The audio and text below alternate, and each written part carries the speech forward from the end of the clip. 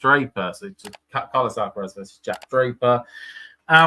First of all, what has impressed you most? Start with you, Damien, about his runs to the semi-final. I mean, with Alcaraz, I guess the question mark was going to be the new courts and how they were going to play, and whether his stronghold over this event was going to be as huge as it was in the past. And yes, so far, like, that's basically it. Like, the Świątek run to the semis is virtually Alcaraz's run to the semis, with just a few more games lost along the way, purely because, well, it's men's tennis, and like, you're not going to be breaking 50% of the time. For Draper, I don't know, he's just been like super sharp, exactly like the kind of consistency and basically rally shot tolerance that he's been able to display in any other event. He's doing that too. Yeah, I mean, similarly, obviously, they haven't lost a set. They haven't really like felt close to losing at any point. So it's good to see finally some 2000s action, pure 2000s action in the latter stages of events like this. Maybe Holger Rune will deliver too, and we might get a final between two very young guys. That'd be pretty awesome. What's impressed you, Jack? I mean, Draper, everybody's talking about Draper now. It's, on court, people are really, obviously they have been in the past, but certainly it's been in the UK in general. There's a buzz about him. It does feel like I was saying top 10 bound before. I'm starting to maybe review that. I feel like it could be top 5 and not just like fluky top 5, kind of maybe getting there and staying kind of top 4 or 5 in the world for a wee while. Just is up.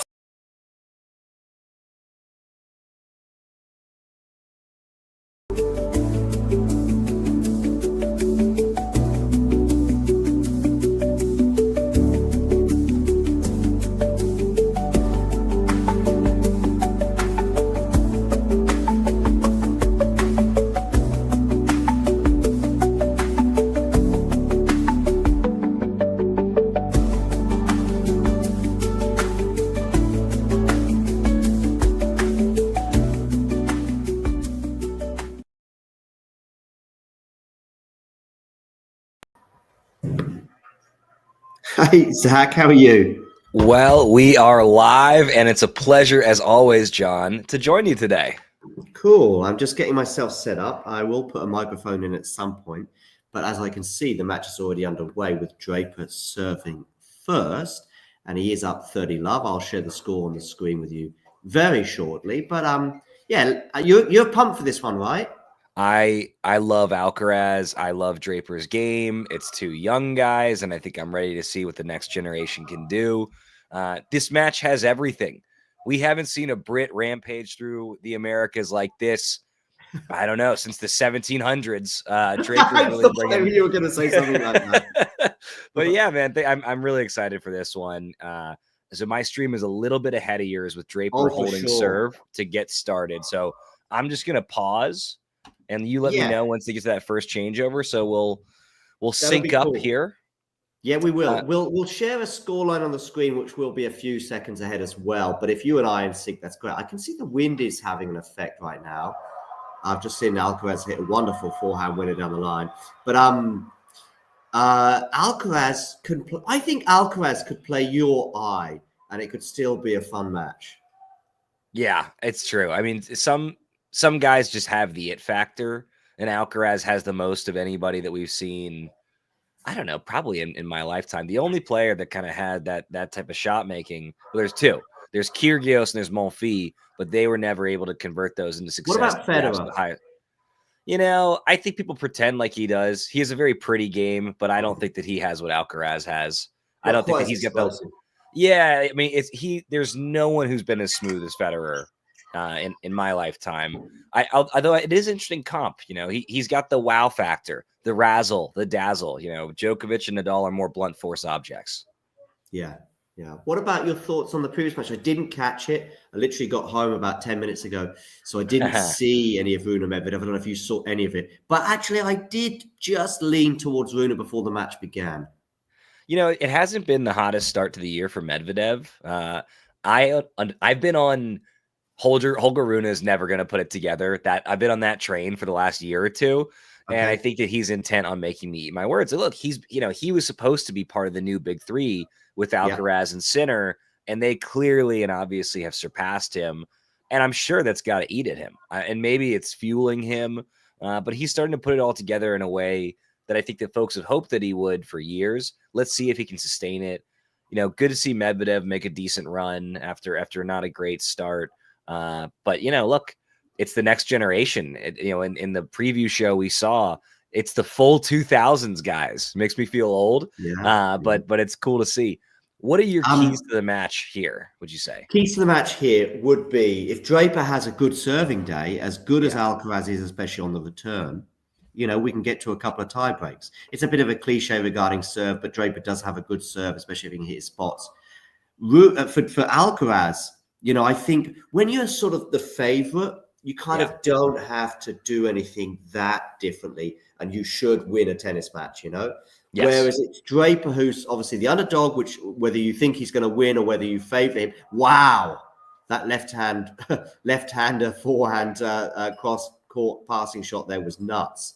And folks in the chat, just bear with us here. I want to make sure we get our streams as synced up as possible. What's the score on your feed right now? I love 30, and I've just seen that cross-court forehand passing shot from Draper. My goodness, and I just saw the same. Not many players make Alcaraz look silly, and he made Alcaraz look a little silly with that. Yeah, Alcaraz come to the net. There might have been hindsight and all the rest of it is a wonderful thing, but but I mean, listen, I actually probably in terms of Draper and serving, I'm actually underestimating just how well other aspects of his game are right now, because he's improved in almost every department. As I see Alcaraz double fault, and we've already got 3 break points for Draper. So this beginning of the match, at least, is going in a very different direction, how I imagine, because I did tip Alcaraz to win. Something else about Draper, though, not necessarily the matchup today, but just in general, is how his forehand, in one match, you would go from thinking his forehand is one of the best forehands on the tour to, my goodness me, his forehand isn't even top 100. So Goff is kind of always in that sort of, that situation with, it's another double fault. A double from Alcaraz. Oh boy! So it's not about the matchup, Zach, but it is a thing that used to be an Achilles heel of his, in that it was so inconsistent. But I would say it. I'd be sat next to someone. I remember at Davis Cup in 23, being sat next to someone going, "Yeah, that forehand is a liability," and then he'd go and hit 3 forehand winners, and I'd look silly for it. But 20 minutes later, that forehand would become a liability again. And that's something that both of these guys share is their absolutely, their A game. They can beat anybody on the tour. They don't have that same consistency of a Sinner, and almost nobody does, because that's why he's Jannik Sinner. But so the way that they get better, it's not by raising their ceiling, it's by raising their floor. It'll be interesting to see which version of each player we see today. Jane in the chat made a really astute observation, which is that Rune went back to his old coach, wasn't getting it done. Broke up enough times with Mouratoglou, and had to go back to his roots. And I think Jane's exactly right. When in doubt, go back to the basics, go back to what got you there. And it seems like that's what Rune's doing. Yeah. The Mouratoglou is a sort of on-off relationship, which, it was getting a bit silly, I think, at the third time. Well, he is in his early 20s, right? That's what your early 20s are for. Those on and off relations, those situationships. Your younger brother or sister or whatever, and they say, I've broken up with whoever, or it might be a close friend. You go, yep. And that, you say, yep, because, a week later, you'll see them having a drink together. And not to say too much, because if you tell them what you actually think, they might hire that coach or start dating that person again. Right. But anyway, but actually his coach he's with right now is someone, as I see Draper looking at the moment, pretty comfortable on serve. The guys with now, he's with him a few years ago. He's actually also been a coach of Clara Towson. And I ran into him random. Well, it wasn't quite random, but it was near a tennis tournament. But let's say it was 10 miles away. From where that. And I ran into him at a train station. But I'm just trying to remember. I certainly couldn't tell you which city it was. So this is the coach of Holger Rune right now. Because I went, you work with Clara. I think I said work with, because I wasn't quite sure if he was 100% the coach or whatever. So you work with Clara Towson. I think it would have been in Portugal, but it might have been near Bad Homburg, that tournament, because I was at the Billie Jean King Cup in Portugal in April of last year.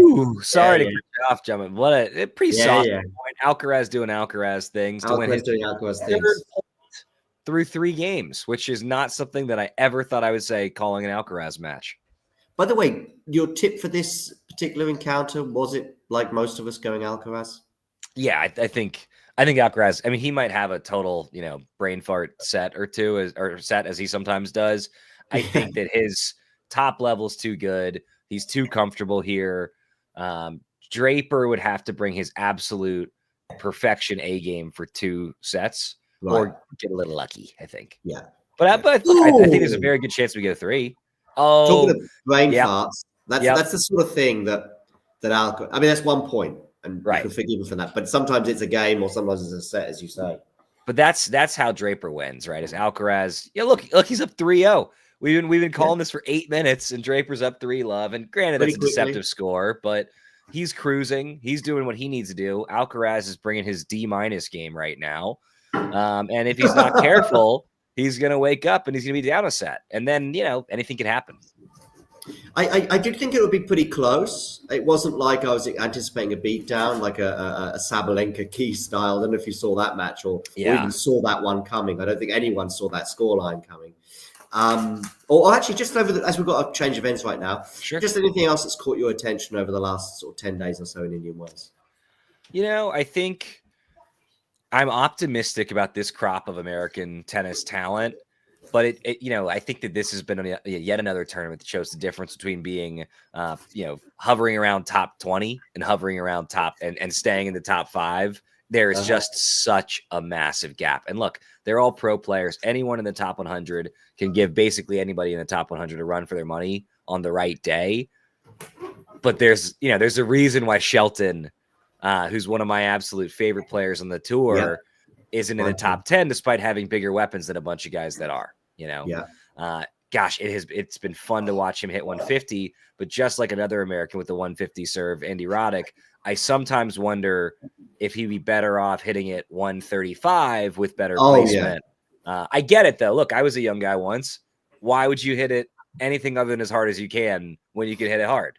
But what about you? What's jumping out as Alcaraz hopes to get on the board here? So I was just thinking as I asked that question, but it wasn't particularly on my mind before I asked it. But as I asked it and then heard your response, I was thinking about a certain person on the tour who's missing right now and how we're kind of not missing him, and not because he's not fantastic, but just because he makes the tour at times a little dull because he's so dominant. I think Indian Wells would have been different, and of course, a match between him and Alcaraz as often as sensational could have been, but it just. Knowing because of those points we made about Alcaraz just throwing in a bad set or even having a bad day, and Sinner doesn't do that with Sinner on tour, it sort of can get a little bit monotonous because we're just watching who's going to be losing to Yannick Sinner in the final kind of competition. So that is something that I'm not missing about tennis right now because actually, like I say, Alcaraz Rune final, even if it doesn't deliver, it will at least have a lot of anticipation about it. There's also a lot of personality in that final. There's the potential for drama beyond just how they're hitting the ball. And, Sinner, this maybe is a ridiculous comp, so please tell me, chat, if you feel so. He's a little bit like Ivan Lendl to me. Great player. He's going to win, a decent chunk of majors, maybe 7, 8. Not really looking for the interview. You're not getting a ton of personality coming through. I think Lendl was a bit icier than Sinner, who just seems more quiet and shy. Whereas Alcaraz and Rune, like they just exude charisma. And you can't look away when they're talking Sinner. It's very easy for me to say, oh, great match and turn it off. I know exactly. I mean, I'm old enough to remember even Lendl, certainly towards the end of his career. I know exactly what you mean. Yeah, the ice king and not a huge amount of personality on the court, not too expressive. And so, I see those comparisons with Sinner. By the way, I like that you're having a cheeky wine. And cheeky wine and a slice of pizza. I thought a wine and a slice. What a way to take in a tennis match. Alcaraz looking like he's okay. He's playing tennis now. He's on the board here. Took him long enough. Let's see if he can get back in this set. I'm not seeing enough yet, Jack, to be pressing the panic button for Carlos. While we're waiting here between games for a moment, can I just complain about Alcaraz's kit? You've got the most marketable star in tennis in a decade and a half, and that's the best that Nike can do. It's a joke. I'm not a mega fan of it. I'm probably not quite as hard on it as you. I mean, I'm not a fan of it either, but he tends to get the better deal with the kits. I see him walk out, and I see Yannick walking out in some sort of two-tone brown outfit that he won Australian Open with, I think, last year. And I'm thinking, boy, why do they keep giving Yannick the Duff kits? And also other players on tour sometimes. But Carlos generally, I'm just for whatever reason, I'm generally more a fan of sort of just one color for the T-shirt. And not a spectacular one necessarily. It's got to have a good fit and all the rest of it. But this one obviously is like 3 or 4 different shades of red, varying from sort of dark purple to pink. It's not one of my favorites, but like his shorts are fine. So that's what I mean. So if you get I do personally like the whole white sock, white shoe thing. I often wear, when I play soccer, I wear white cleats with white socks. Thank you for Americanizing that for me. I know that was hard. I appreciate it. My Americanization there. If we're talking football, once upon a time I was a keeper. I played keeper until I was 14 or 15. Oh, did you? It's the absolute worst position in sports as Draper on a second serve. Yeah, it's better to score goals than let goals get scored.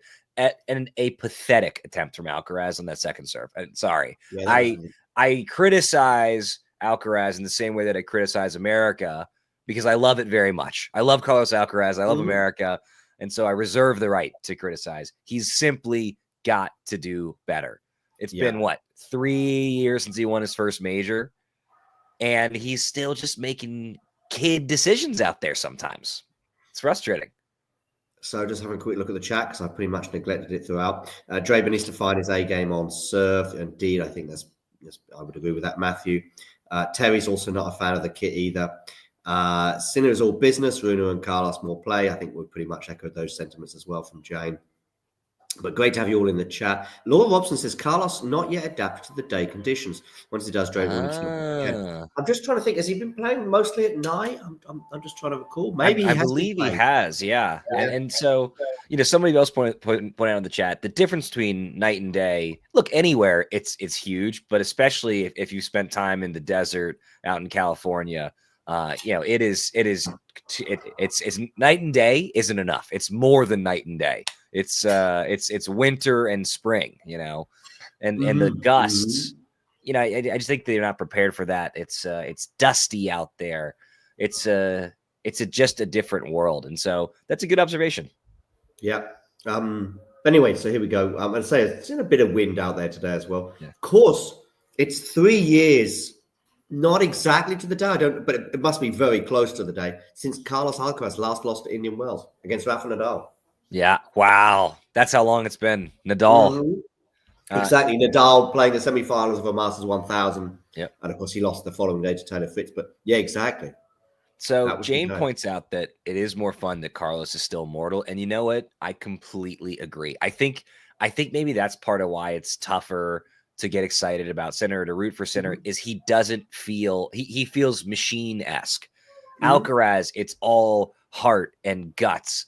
And sometimes I get frustrated because, like, hey, man, maybe a little bit more brain would do you well in the court, but it's what makes him special. It's so much more art than science. It's like, Sinner is apex Medvedev, just totally robotic out there sometimes. Just going back to that Runa Medvedev match and just their trajectories right now. Medvedev has had a rough 2025. I'd say his 2024 wasn't, by his very high standards, particularly good either. I mean, he hasn't won a title still since Rome 23, which, we're coming up to the clay court season soon. So, we're getting on for 2 years regarding that title. He's often not making finals. I do think his tennis has improved a bit in the last, say, couple of weeks since Australia, when I think he probably reached a particular low there. I liked his celebration against Artifice, and I understood it. I love what he said afterwards about basically, I keep losing mega type matches, like Holger Rune match points and loses the match. Lerner-Teen, you know, that 5-set epic they had in Australia, and ends up losing, I think, on a 5th set tiebreak. So that was why he was so unusually emotional at winning that match. And I think his level also this week or this last 10 days in Indian Wells has also been better than he was producing, say, for most of last year. So there are some silver linings to the clouds, at least. I think we've got 1 or 2 more years left of Medvedev. I think he's not one of those players who lives and breathes and needs tennis. I think he's got other interests, other pursuits. He's had an amazing career. He's made a ton of money. And I think unless he can find that, come on, Alcaraz, with that forehand in the net there. Unless Medvedev can find that level in the next year or two, I think he's comfortable walking away. So that serve there, which, funny enough, I think Draper got it all wrong. His return, he sort of tried to run around it. It was a body serve, but in a way, I guess he did the best he possibly could. Alcaraz going for the serve volley there, but anyway, but the ball was so short that Alcaraz normally puts those away in his sleep, and he just dumped it right into the net. Yep. Oh yeah. Alcaraz, if he's not careful, he's going to wake up down a set here very, very quickly. That's another bad miss there at 15 all. So there was no real pressure. It's a targeting issue. It didn't look like a massive overswing. It just looked like he missed his mark and maybe he had too small of a mark. I don't know, John. What do you think already? Oof. That's a lot for 5.5 games. Yeah. What are you seeing out there, John? I'm seeing Alcaraz, kind of predictable given what I just said, but Alcaraz hitting far too many unforced errors. Yep. Draper is delivering kind of what he's been delivering when he's had to. That forehand cross court is still in my mind. Maybe it's in Alcaraz as well that passed him. But Alcaraz is going to have to step it up. Now, I don't think it's just concentration. I know that's something. Close miss there, but you're right.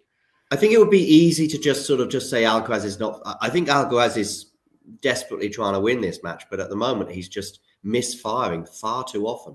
When he's under a little bit of pressure as he was on that last point, that was probably more a forced error than before.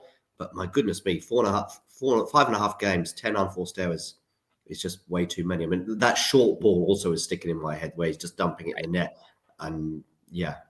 Let's see if Draper on the second serve now can get this double break.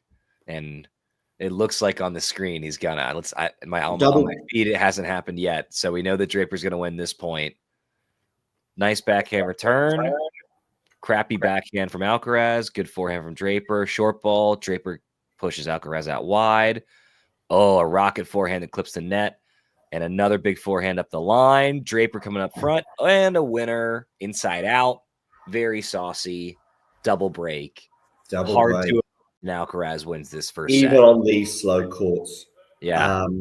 Even on these slow courts, that the double break advantage 5-1. I mean, that should be done now. So, although just remembering a double break advantage, Sebi Korda over Rafa Nadal in the third set that same year that I just highlighted. Yep. But it's Rafa Nadal, it's Sebi Korda. Yeah. Is it safe to say that Draper is Peaky Blinders handsome? Would you agree with that statement, John? He's a good-looking boy. Yeah, he's a good-looking boy. He's. I am familiar with Peaky Blinders. I'm just wondering which character. So the main guy in Peaky Blinders, I haven't seen at length Peaky Blinders. The main guy, he was also the Oppenheimer guy, right? Yes. Yeah. Although he's got a little more weight on him on Peaky Blinders. He leaned up. It seemed like for Oppenheimer. Did he? Okay. Yeah. Draper has got to be the most handsome British top 20 player of my lifetime. No shade to Tim Henman or Andy Murray. I mean, Andy Murray, of course. But yeah, it's like, has there been a more marketable men's tennis player in the UK? Who's the most recent comp? Marketability wise, in terms of obviously, I'm not just talking about looks here, but I mean, obviously being successful, so that helps Andy Murray. Winning Grand Slams and stuff. I guess the funny thing with Murray is his personality wasn't always apparent, especially at the beginning. But actually, by the end of it, he was like, "Oh, this guy's quite funny," Oh yeah, his Twitter is phenomenal. Yeah, right. Another forehand over there from Alcaraz. 3 set points. How quick was this set, by the way? Like 25 minutes? I don't know. I hope they showed that on the timer because it just flew by. So look, normally I like to get into the stats between sets here. Winners, unforced errors. Without looking at anything, we know Alcaraz missed too much. Draper 23 minutes. 23 minutes. And Carlos Alcaraz eats a breadstick with a miss. First set drop this year. I think he would have dropped at least one set last year when he lost a set to Yannick Sinner in the semi-final. But he's not leaking too many sets in Indian Wells. I'm going to say it's 3 years since he lost there. Friend of the show, Fergus, says in the group chat that all Drapers had to do that set was find the court. And that is more or less spot on, in my opinion. So 13 unforced errors, just 3 from Jack. But I say just 3. There's only been 23 minutes of action. And both, by the way, Draper was also holding very comfortably. I mean, no break points, no juices on the Jack serve. He got to a 30, I think, on one occasion on his own serve. But very comfortable holds. He is serving well. He is serving big. I'm interested to see. He's won 16 of his 21 service points. But I was also kind of keen to know what percentages he's getting. 85% he's winning on first serve. And he's also got 62% of his first serve in. Alcaraz, conversely, 38% first serves in, which is, it's that's just not a lot of people say. I would say 50 to 60 is kind of okay. Yeah. 60 plus is good. If you're going way beyond 60 plus in terms of first serves in, then you should be holding serve throughout. And when you got a big serve like Draper's as well, but 38% first serves in is so. There's 2 stats for me from the Alcaraz perspective, especially that jump out. 38% first serves in, 13 unforced errors. So for me, the stat Alcaraz serve bot Alcaraz 0 unreturned serves. Draper got every single ball back in, started the point. Part of that is, hey, he didn't make enough of his firsts. Right. He's got to get a free point or two. I recognize that it's a little bit of a slower surface, but he's just got to get some free points on his serve. It starts with him making his first, and then it starts with him better placing some of those makes too. Absolutely. Matthew D'Souza says in the chat that the Draper can't believe his luck. I'm sure he can. It's almost too good to be true. I truly, John, can you remember the last time that Alcaraz lost a set in under half an hour? No, not in that fashion. I mean, I know he's had some rough spells and some rough losses. I'm, in a way, a little surprised he didn't just somehow. I mean, I saw him have a quick chat with Juan Carlos Ferrero there, but maybe even go off court just to do something, because you don't want to keep this momentum that Jack has got right now. Let's see if he does some more serve and volleys here. First serve doesn't land in, so he's not not close either. No. Look, if he has a second set like that today, I'm going to wonder if he's ill. I mean, that was so uncharacteristic. That's Draper with a bad miss to start the set. So maybe we'll get a second one of these. Can you see why I was so excited for this match, John? After set number 1. I mean, obviously, I understand why, because I think going to pose some questions. But 26 minutes on the clock right now, and we're already into the second set. I mean, listen, I'm still not quite convinced that this is going to be a straight sets win for Jack, but that helps. Obviously, a couple of errors there from Jack, and it's now 30 love on the. I don't know, man. I mean, start drinking that wine faster. Like the court, if the action of the court doesn't get better, we're going to need Drunk John to entertain us, because maybe Draper's about to lay an egg. I think also, look, we know the conditions can be challenging. Drunk Jack, by the way, is something to behold. You've seen that clip with him and Andy Murray, right? No, what's the story? Okay, it's about 2 years ago. Davis Cup. Probably September 23, the Davis. So they qualified. So Britain qualifies for the finals. I think it was a super tight affair against France, and they've qualified for the finals. And they're driving to London. Obviously, Jack and Andy are in the back of the car, and someone's driving the front. And Jack is on what looks like cans of. I think he may even confirm it. I think he's drinking cans of rum and coke or something. And he's obviously had a few, and he's enjoying it. Andy Murray is like the father, kind of just sort of shaking his head, basically, like, I'm not enjoying. I think Andy was sort of jokingly not enjoying it, if you like, because I think there's some music. That's right. I Would Walk 500 Miles by the Scottish brothers that did that. The Proclaimers? Song. I Would Walk. Sorry? Is it the Proclaimers? What's the Proclaimers? Exactly. Yeah, the twins. Thank you. I would walk 5. I'm not going to do it, but Yeah, so he's singing that while it's on the obviously being played in the music of the car. They've obviously qualified, and Andy Murray is there just like shaking his head basically. I'm not doing it justice because it was funny. We'll have to put that in the chat at some point for folks to enjoy, and I'll certainly check that out after the match. Alcaraz with yet another miss, and so what was looking like an easy first service game, 1 point away from deuce. He goes to the towel. You know, I think you're right, John. He's maybe going to slow down a bit. Just slow everything down a bit. Yeah, or just try and stay out there longer. Anything to change the rhythm, you know. So not Google, that's not true. I put in Draper Alcaraz in a YouTube search, and it is certainly the first short that appears. Anyway, is this? I'll show you here on the left hand side. It's Andy Murray doing the finger basically as well. But yeah. Oh, nice point there to go to deuce. Deuce. Okay. By the way, I always love the transatlantic cultural exchange when I get on with you or one of the members of the team from the UK or Europe. There's an Irish rap duo that came to my attention a few years back, and they just made a movie about them. Are you familiar with Kneecap?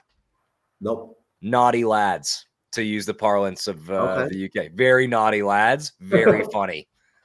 I believe their first album was titled "Get Your Brits Out," with an inappropriate photo of the Queen at the time. Okay. Yeah. Okay. Yeah. They're we don't really have that style of music here. There's very little rapping in the Irish language in the US, to my knowledge. Although maybe I just haven't found it. So We've got another break point. Is Draper going to get his third break of the match in the 8th game? My goodness. Did anybody I don't think no, I know the answer. No one predicted anything like this. No. Let's see if Alcaraz can save this break point and maybe use that to get a little momentum going here. There's an ace. There we go. By the way, right now I'm just starting to think about James being unbearable in the YouTube community chat. Oh no! I think he called a Draper win today. I mean, imagine if this was Lerner Tien or Ben Shelton, how annoying I would be if one of my guys doing it. Tien is Ben Shelton. That's okay.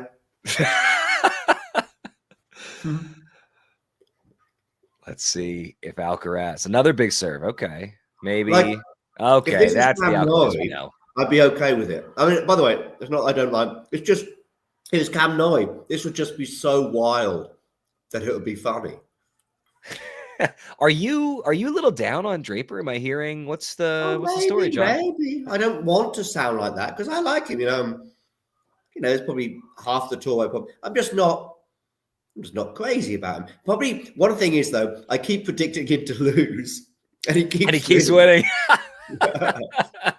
It might be more fun to root for him at this point, John. I don't know. Taylor, Ben, and now Carlos. That'd be 3 in a row. But Carlos does at least hold serve. Okay, let's see if he can build on this and make it a bit more of a match here. I think he will. I think we're this is going to be a much tighter set.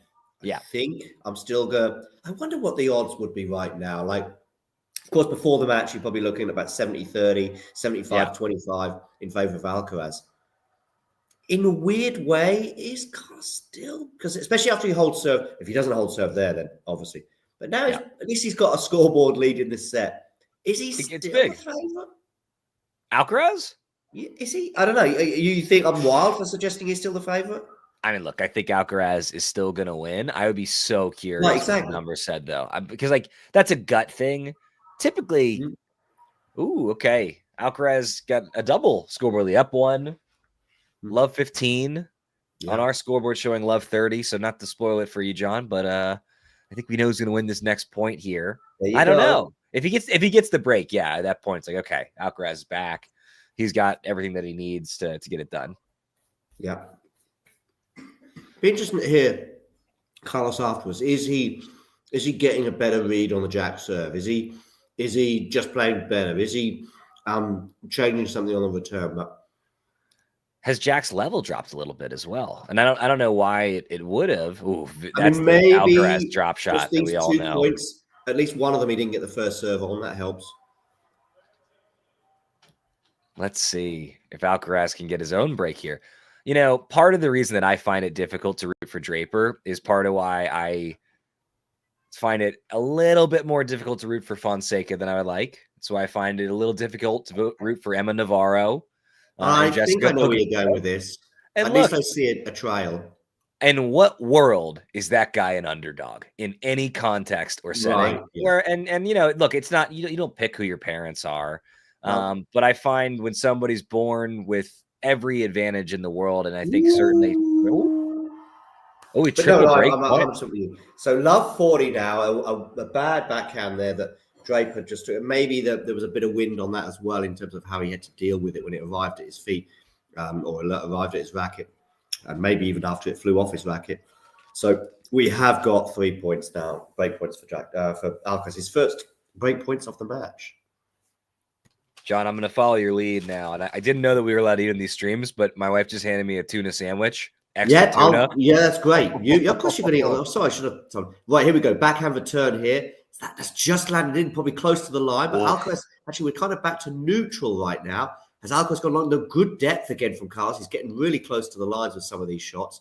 Now it's sort of still very much a neutral situation as they exchange backhands, and Carlos puts his backhand into the net. Keep enjoying your tuna sandwich. Interrupt me when you are free. A little bit more height on the ball I'm seeing from Alcaraz in set two. Yeah, it seems like, maybe he knows there's wind. He needs a little bit more margin. I don't know what the thinking is there, but certainly noticing a bit more shape. Talking to good-looking people on tour, Juan Carlos Ferrero, he may be, I don't know what I'm going to guess now, but in his mid-40s. But he looks like, I bet he's not eating pizza and drinking wine as often as I am. That's for sure. I promise you, if he walked up to your wife or girlfriend at a bar, you wouldn't like it. That's a handsome man. 30-40, a good serve down the tee there from Jack. So 2 of the 3 break points saved. It still feels like we are now in a very different. I don't care if Jake wins the next 3 points, but it does feel like we're in a very different situation. Good serve again down the tee, but Carlos does well to defend, but that's not going to land in a million years. We are back to deuce. We got a match now, basically. And in set 1, it wasn't a given there. And with that, Indeed. Another bite of tuna for me. What kind of wine is that, John, as I enjoy this lovely sandwich? It's Primitivo. I had to think for a second. I always wanted to see the bottom. I didn't know it, but I just for a second under pressure there, Zach. You got a good first serve in down the tee that almost threw me off. But in the end, I got a racket on it. Not only did I get a racket on it, ended up landing in. Anyways, second serve here for Draper. That's good news for Carlos. Really deep for that return. As you say, getting huge amounts of height, but good depth again. But that's another one of those when he's sort of in the ascendancy and the point and he's dumping it into the net. Man. Okay, so Matthew points out that the actress from Cocktail and Karate Kids is in the house and has come to see the Carlito show. Is that same actress also in the first couple seasons of The Boys, the superhero show? As you're probably already just finding out with every single sort of TV, not popular culture, because music I'm all right, but I thought it was going to land out from Carlos. I'm absolutely terrible on this topic. I'll talk about it in a second. That drop shot, though, is good. And it helps him win the point. By the way, wow, what a point. It was basically a perfect drop shot. Draper did excellently to chase it down and give him a chance to still win the point, but it helped set up the volley there that Alcaraz puts away. But yeah, listen, if you and I are ever on a quiz team, you do not want to be relying on me to help get some points from the sort of movies round that often is the case. I like movies. I probably go to the cinema once or twice a year and probably at home watch 5 or 10 movies. But because of my lack of ambition, they're often movies from the past. I watched when Harry Met Sally was, I think, the most recent movie I watched. And it wasn't in 1987 or something. It was like a couple of months ago, but on TV. I watched When Harry Met Sally and one of those sort of Christmassy movies with Hugh Grant he's got a bookshop. See, this is not. It's not The Holiday, but that's a movies. That's a great one, by the way. Wait, hold the phone. There we go. Another break point. Another break point. All right, we got a match, folks. I would love to see in the chat predictions for how this is all going to shake out. I love the predictions. I think I'm, John, going to continue to stick with Alcaraz. I think, and I'll make it just point prediction. I think he gets this break right now. Here we go. So he's got a break point, fourth one of the... Ooh, second serve. Thought it was going to land in for a second. Second serve is huge for the boy. From Murcia. Oh, it's a double fault. Wow. There we go. By the way, the first serve was just out, but the second serve was far out, which is, I think I don't know whether it was the toss or whether he mishit it or what, but it didn't go like embarrassingly far out, but it was a bizarre double fault. Let's say that. I wonder if he just felt the Spaniard's reputation, particularly Indian Wells. And maybe a touch of wind. Sean Power. 98, maybe 98 miles an hour as well was that second serve. So slow by Jack's standards. I mean, it's not like he was taking a risk on it, but yeah, maybe the wind. And Sean Power predicts that Fonseca wins here today. Okay. Actually, Fonseca has won today, by the way, in Phoenix. Well. I'm going to switch laptops, I think, so I can plug my microphone. Here. How do I sound, by the way? Because I've not. Every time I plug my microphone in, I'm going to do it again, but I think suddenly you go quiet. Let's see. There's a touch of background noise from your stream without the mic. But while you're getting that set up, Alcaraz serving here, up 15 love, looking to be, as we're talking kits, maybe in need of a bit of a haircut, getting a little long in the front there, a little less kempt than it normally is. Maybe that's the thing that's holding him back so far today. Big serve out wide. Draper, nice return. Oh, we got a real point here. Draper with the dropper. Alcaraz with the counter dropper. Oh, wow. That's a good point. That's good tennis right there for Alcaraz to go up 30 love. And set one is a distant memory at this point. We're seeing the Alcaraz doing the Alcaraz things that only he can do. Gosh, that's a saucy dropper as John gets plugged in and returns to us here on the mic, the hot mic. In all seriousness, Sean does not predict that Fonseca wins this match, although maybe he did predict the Phoenix the outcome. He's got Alcaraz 3-4. I think if Alcaraz keeps up this level, I think if he keeps up this level, it might be more like 2-2. From here in, right? Yeah, sorry, I thought it was like a pre-match 3-4 prediction. So I'm not plugged quite in yet, but I've just figured out that I can keep talking to you while I switch laptops. Amazing. Alcaraz with the second serve here at 40 love. Oh, wow.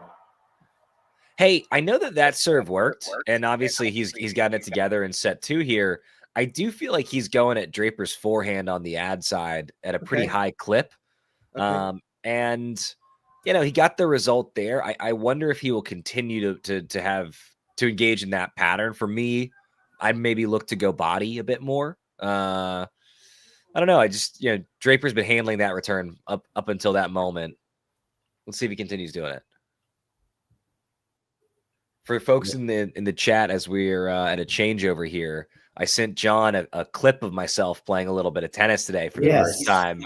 John, what do you think of my level, man? What tips do you have? Here we go. I'm just switching.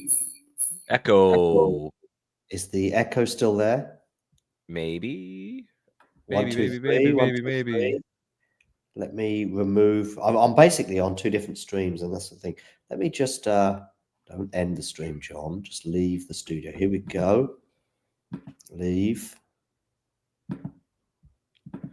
Good. And hey, what a great time to plug contributing to Talking Tennis, becoming a sustaining subscriber. Because look, we're sorting through some minor technical difficulties in real time here. If that bothers you, hey, give a little bit of cash. Touch it up a little bit. See if we can get some more producers on board.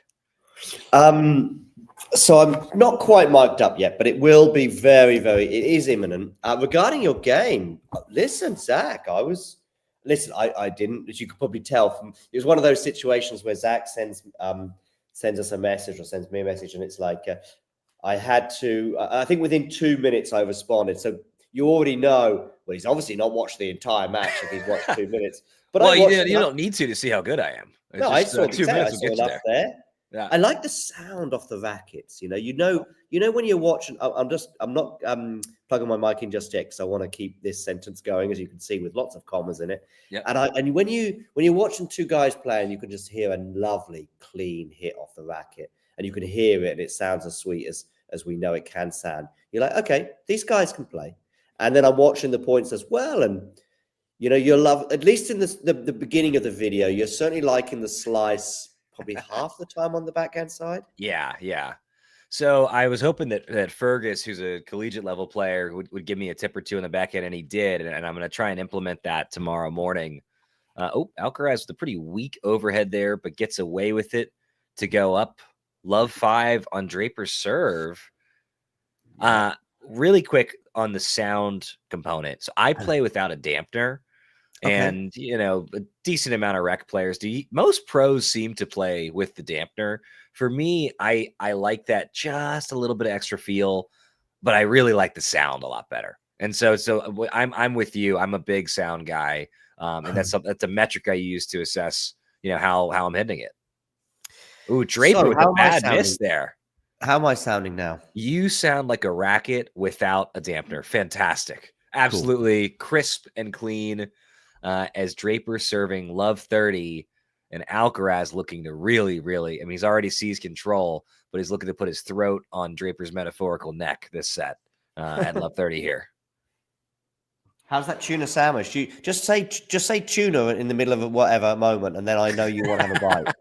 I think I'm going to try and wait until the end of the set. And it's delicious. It's a lot of tuna, like the tuna to bread ratio, very, very high tuna.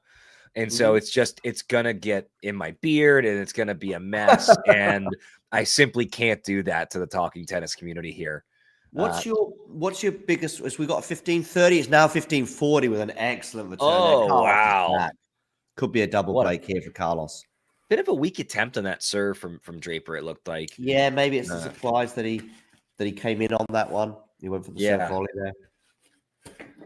But yeah, what about your game? I will interrupt you if something crazy happens. What about your game? What's your big weakness?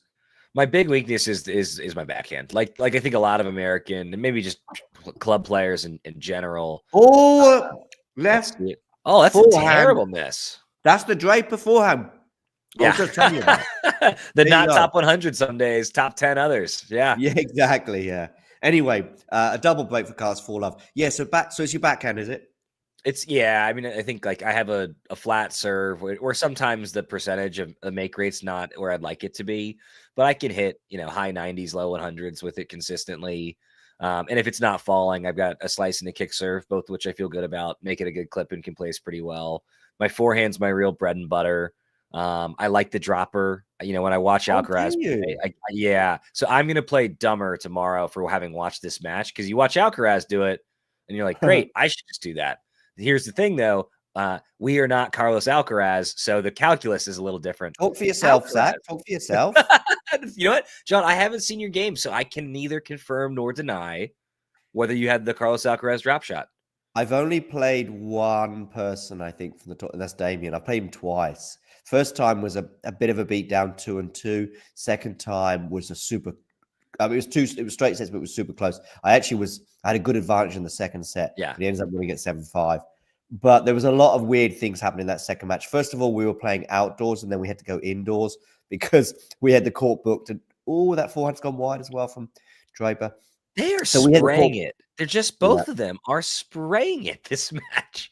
Sorry. So you had to go indoors. Spraying it But anyway, so it was a weird one anyway, put it that way. And but I think he's the only. I've seen videos of Jack Edward playing. I know Vanch. Maybe he's the one with the best CV when it comes to tennis, at least. What's Vanch's tennis story? I've heard that reference a couple times. Yeah. Yeah. No, he's actually played. I don't think he's played Nakashima, but he's certainly played. I'm trying to remember the guy's name now. He's got that forehand at 15 I'll tell you who it is in a second. I always forget who it is, but he's played someone on the tour. I mean, that's enough for me. the two best players I've ever played are Ty Kwiatkowski and Strong Kersheimer, both of whom got to, I think, mid 200s in the world at some point. Oh wow, wow. You're way above me then, and probably definitely Damien as well. Let me just find out who this is who Vanch has played, because I can find it very quickly. As a youngster, I had the chance actually to practice very briefly against Nick Monroe, a UNC tennis player that had a pretty nice career, a nice doubles career there. Emilio Nava, who I'm going to see what his career high is, but I'm going to guess about 120, but that is pretty much a guess. So he's played him they were both teenagers at the time. Yeah. But that's a pretty impressive thing. I mean, I'm not saying that Vanch is, he's 238 right now. Yeah, career high 124. I wasn't too far off. Oh wow, good guess. By the way, Jane has the funniest comment so far of the day, that eating a tuna sandwich on video is better than eating a tuna sandwich in the office. And you know what, Jane? I agree. I work remotely, so I will eat a tuna sandwich in the office, but I would never do that if I was in person, because yeah, yuck for everybody else. Right, yeah, sort of first dates. You don't really want to be doing that. I think chicken wings is another. I love chicken wings. I love ribs and all that, but there's certain things. Well, an absolutely electric match so far. Where we might get a double breadstick, we might get a bagel, a breadstick and a bagel. Yeah. And I don't know, maybe Draper will get back in at this set, but it's looking like the third will be the decider in what could be one of the shortest three-setters that I've watched on the men's side in a long time. This is a weird match. It's funny. We're probably going to go 3 in a few moments, and we'll be at 45 minutes. Look at Jack there. Wait a second. What is going? I mean, he's not known for his stamina. He's not. And composition. No. He looks like he's just gotten back from a long weekend bachelor party. He looks gray. He looks like he might puke. He looks like he needs that ice. Get the man an IV. He's had straight sets all week. I mean, they have been tight. Some of them, obviously, João Fonseca was 4-0, but the rest were very tight. Yeah, and I remember tipping him to. I can't remember if it was the Taylor match or the Ben Shelton match. I think it was the Taylor one actually that I tipped him to lose in. And I said the thing is as well, if it goes 3 and both of those matches, in some ways were 50-50. I think Draper was actually a warm favorite against Shelton, funny enough, at least with the bookmakers. But I saw them as being 50-50s. I just leaned towards Taylor, and maybe it was the heart over head with Ben. Yeah. But also another factor in that was also head over heart, in that I was thinking, if you have a lot of 50-50s en route, they're going to go deep. They're going to go 3 sets. They're going to go like 4 in the third, and then you are still a little bit worried about Jack.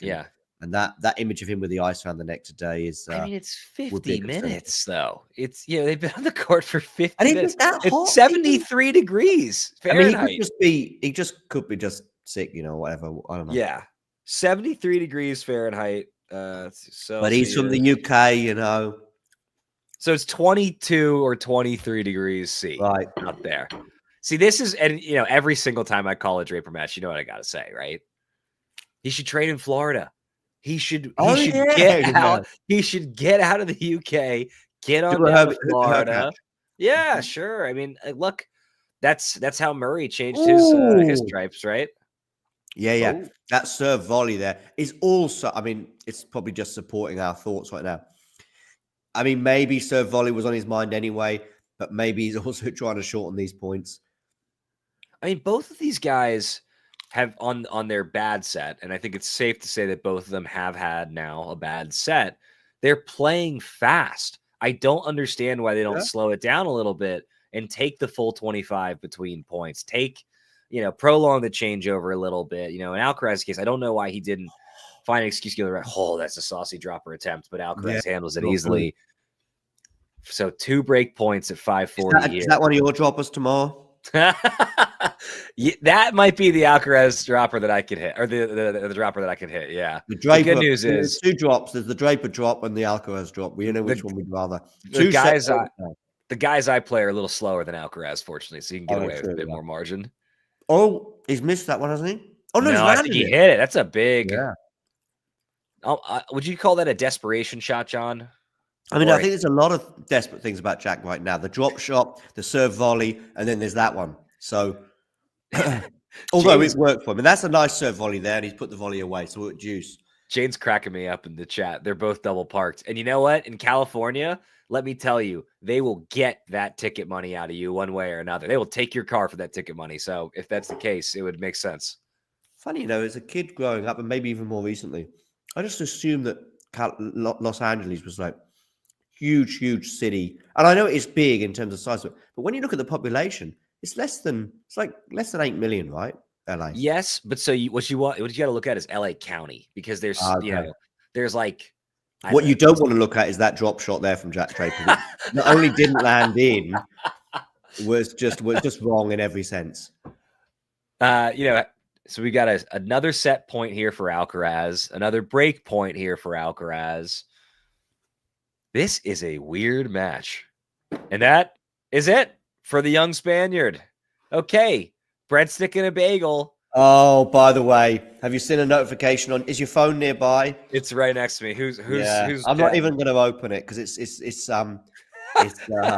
But of course, we have seen a twist now with this. Wow, these two sets are wild. 1-6 or 1-0. What you say? By the way, 1-0.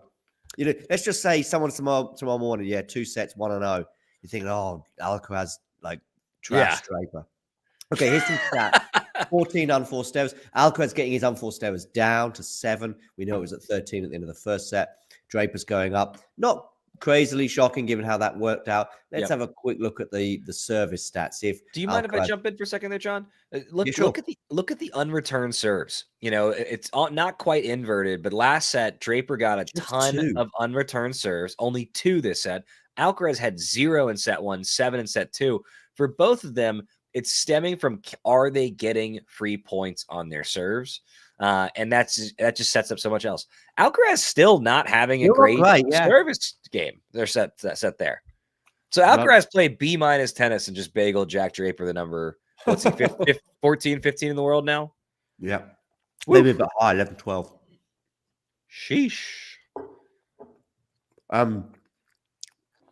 Maybe Alcaraz took another couple of centimeters back on some of those returns to make sure he got them in. There's only 2 from 22 unreturned serves. So he's obviously doing decently well on the returns. That could be as well Jack feeling it a bit sick-wise.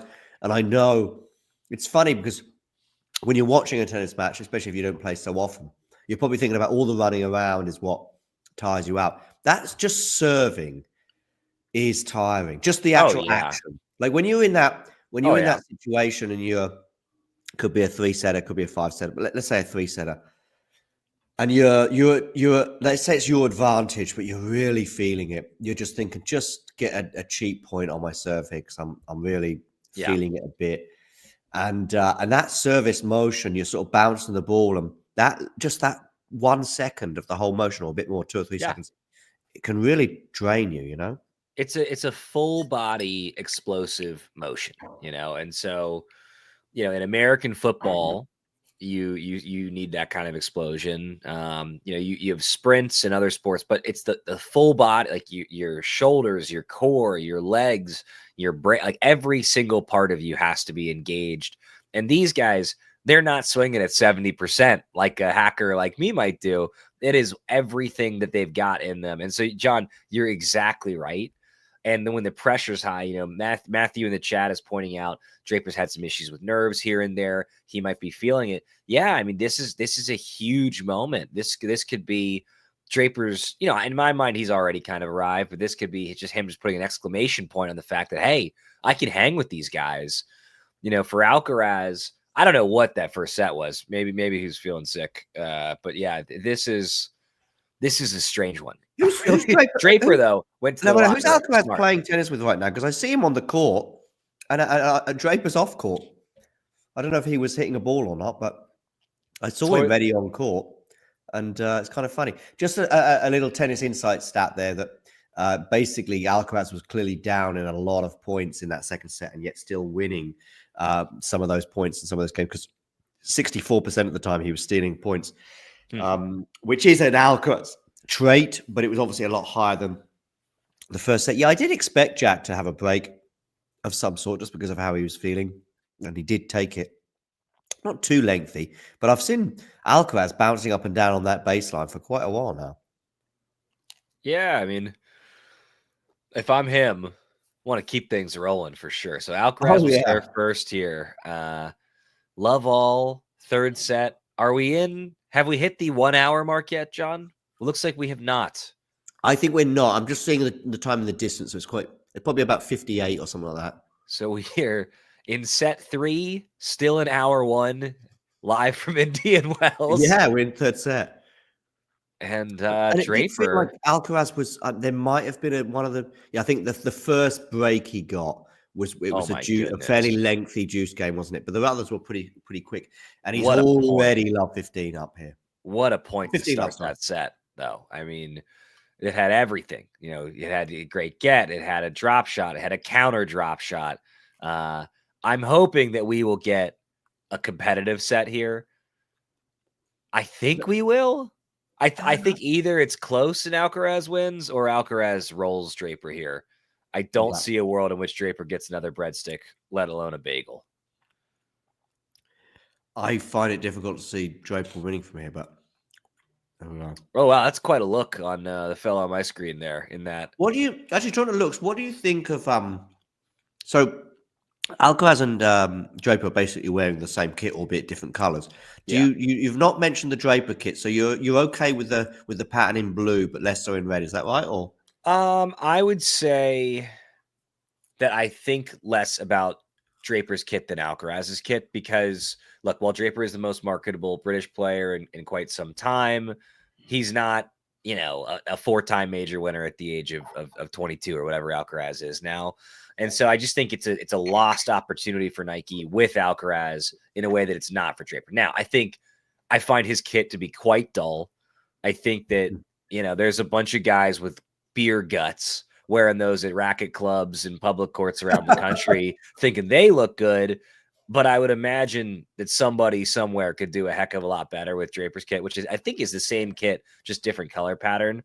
I like the cooler color pattern for Draper, but at the same time, it's completely uninspired. It's like I just don't know what's that forehand from Alcaraz. That forehand made me forget about how crappy their kits are. Yeah.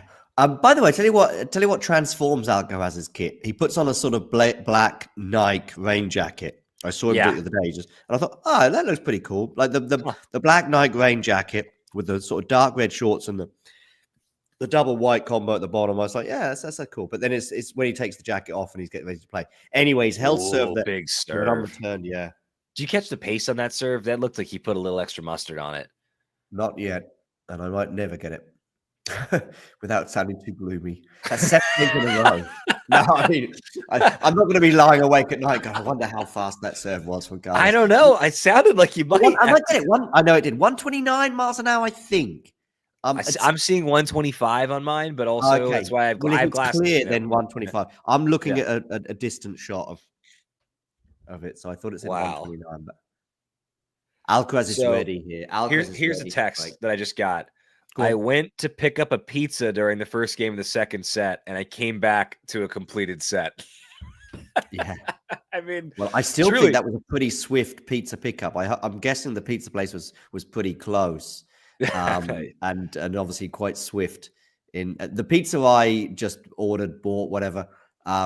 It took a little longer than probably ideal, which is why I'm still munching on it. And we're in the third set, by the way. And honestly, it's not a bit.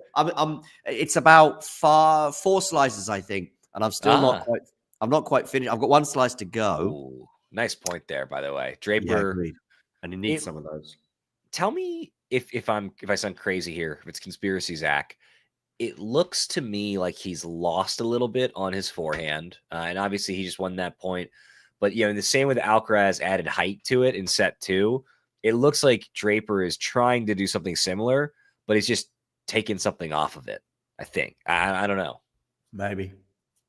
That's when you said conspiracy theory, that wasn't what I was expecting. That was quite a rational consideration, if you like. Oh, you know what? Now I'm just like, I'm prepping you for a conspiracy theory later on. I don't know what it's going to be, but there will be something weird and wacky. Second serve here, Draper up 30 love. Down 1 love in set number 3, the decider. Oh, here we Comfy go. hold here for Jack would be very desirable for the Brit. An extended rally going back and forth. Draper. He's gone big on the forehand. Action. It worked. Good idea, Jack. Very Wow. patient. Wow. Nice point. Really nice point. I actually feared for him the longer that rally was going on, and it was sort of at neutral. But he pulled the trigger at the right time. It does feel like in those extended rallies that Alcaraz will just do something magical. Even on that forehand that Draper hit was incredible, right? I mean, it was, so close to a winner, technically a forced error. But up until the very moment that Alcaraz missed it, I just kind of assumed that he was going to do something spectacular. We've got that comfy hold. I wonder if maybe Jack was almost checking out of that previous set at one point when he's down maybe 4-love or something like that. Because that's a very good hold from him. Just coming back to sort of this dynamic of lengthy rallies. I mean, it's funny because Carlos and Novak are very different in their styles, and yet with both players, you don't want to be involved in lengthy rallies. In the case of Novak, it's because he just ups the ante with every shot almost. Yeah, and he'll create angles as well, and you just can't win a tennis match that way. I remember Casper Ruud playing into his hands at the ATP finals in 22, I think it was, and feeling that way. But it's difficult to get out of that, And he'll just up the ante with every shot, and you're just getting worse and worse before eventually he may well pull the trigger, or he'll just force the error. Carlos is a bit different because he's not really he is an angles guy, but he's not the same angles guy in the same way that Novak is. He's just a guy who will be upping the ante with that topspin forehand of his that could be loopy at times. And as soon as you first of all, as soon as you drop the ball short, it's done. Not today in the first set or even on that last point. But that's the first thing. The second thing as well is he'll also just produce a winner from a neutral position, and you just can't do anything about it. And Alcaraz serving at 15-all here. Now a second. While we're waiting for this serve, Sean wants to know, do you think non-tennis fans in England know who Draper is? Is he becoming a prominent athlete, a celebrity, a figure, or is he still waiting to make the jump? I think no, really. I mean, you might get some, but not really. Not in the same way that Andy. Basically, you win Wimbledon, or even I think this Wimbledon might be the first one in his career where lovely point there. Oh, how about that level from the two of them? Yeah. And Draper is pumped. Is it going to be a review? Is it going to be a review of a double bounce here? Hang on. Let's see. It's going to be a double bounce review, so we'll see. Oh, Draper's not look happy. He doesn't, but I don't know why he's not happy. But I didn't get the early initial part of the exchange. But I guess Carlos is asking for the review. I think that the umpire has called it as a point for Draper. And Carlos is called. But if he's innocent and it's not a double bounce, then he was there. Yeah, absolutely. Take a chill pill, Jack. Unbelievable. Video review. Are we going to see it? I thought we'd see it. It's coming, says Leani, the umpire. Here we go. So, Carlos, can you get out of the way? Because I'm trying to see this on the screen. Yeah, that's really close. That's really close. He's made it. He has. Okay. So maybe Jack was just annoyed that he asked for the review, but I think it's fine. That was really, really close. I can see why he asked for that. There have been friendships. Wait, are they going to replay the point? No. Oh, wow. We're just going to give it to Jack. Oh, I'd be pissed too. Friendships have ended over that level of closeness in club tennis matches. Okay, you've got to wonder how this is going to impact him psychologically. That was a huge point to win. It was going to give him an opening on Alcaraz's serve, and I can't imagine that Draper is in a good headspace after that kind of BS. I think we're going to watch it again. Yeah? Not the double bounce element, but actually what followed it. Is there something we're missing? I mean, was there a ball moving or something? What followed it? Because I just thought he won the point outright, but maybe I got so distracted by the whole double bounce thing that... I'm going to my tuna sandwich.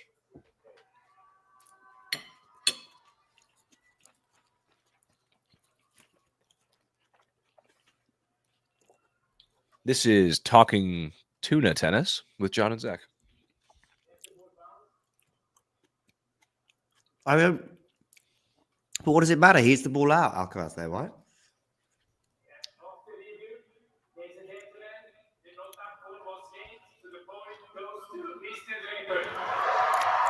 I mean, it's just... I think it's kind of obvious that Draper wins that point. Didn't do a double bounce. Carlos Alcaraz runs in to try and get it. Gets his racket on it, I think. So what's going on right now? I think it's fine. We just move on. But I'm just surprised that it's just so... tennis being tennis and not making a decision and making the right one at the first moment. But I think they have come to the right conclusion. Almost 4 minutes since we had that point. I just don't understand what happened. Like, what was the question? Like, they saw the footage. He got there. He won the point. Like, how did that possibly take 4 minutes? Yeah. There were no B's involved. You know, that was inexplicable to me. Well, Alcaraz in the spot of bother now. On his serve. Yes, indeed. Another extended rally. Nice height on that backhand from Alcaraz, but Draper handles it easily. And we have 2 break points. We do indeed. For the young Brit. The big lefty. I mean, he's got the crowd kind of going a little. You'd think that the crowd would be heavy Alcaraz, but it seems like Draper's got him worked up. They like Jack. Okay, 15-40. Let's see this. Okay, Alcaraz with the first serve here. Oh, a big one to the Draper backhand. Decent forehand there. Going to have an extended rally. Good shape on the ball from Draper on that forehand. Dropper. Oh, and Draper gets the break with a very saucy up the line backhand off of a pretty good drop shot by Alcaraz, but not good enough. Yeah. Wow. Okay. Would not. Yeah. I mean that drop shot was probably the wrong choice and also not amazingly executed. And here we are. Draper's up a break in the third. I think there's going to be a few more twists and turns yet, though. Yeah. Draper going to the ice there. Having some kind of snack. Perhaps a assorted trail mix. Huh. Some almonds. I don't know. Did you see the ATP or the BMP Power Open video that they produced? It was quite funny. What's the video? So last year they did one with Dimonor as a car parking attendant and a few other. Do you remember that one? Yeah, Rublev was there, and I think somebody said that Rublev was his favorite. And he was like, "Oh, really?" They did, yeah. They did another one this year. I don't think it quite reaches the heights of the one last year, but it is amusing. Where it's like how to become a tennis player, and they're all, teaching amateur tennis players how to be, but they're doing it on like this is how you peel a banana. Bublik is teaching them how to smash a racket. It's amusing. It's amusing.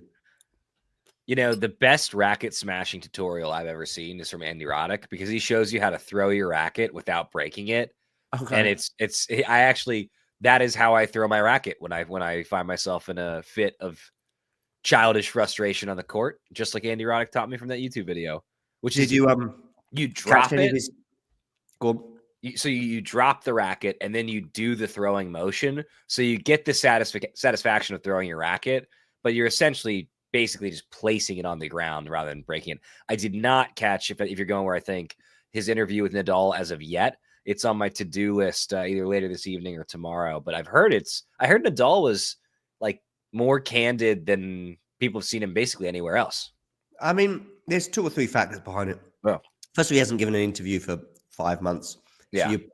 And by the way, anyone could interview Rafa right now and produce, I think, a decent interview. But of course, the other factor is he's retired now. So he could talk about tactics obviously he could talk about Roger and there's probably not a lot. But some of the stuff he talked about playing Novak was really interesting. And also just he could talk about his health a bit more openly than he probably felt like he could do. Oh, wow. That backhand from Alcaraz. That is flat across court there. Woo. I'm telling you now, Alcaraz is still favorite for me. Yeah. He's got the courage to go for the shot that maybe you really shouldn't go for, but he's got the shot making to then make it too. And a lot of guys have one of those 2 things, but not both. He's just got everything that you want in a tennis player. Great serve there from Draper, taking Alcaraz way out wide. Alcaraz going to the drop shot quite a bit here with mixed results. Mixed results, yeah. Hey, so we've gotten, and I want to keep the focus, of course, on the match because now we've actually seemingly have our first competitive set here in set number 3. But how about Mira Andreeva?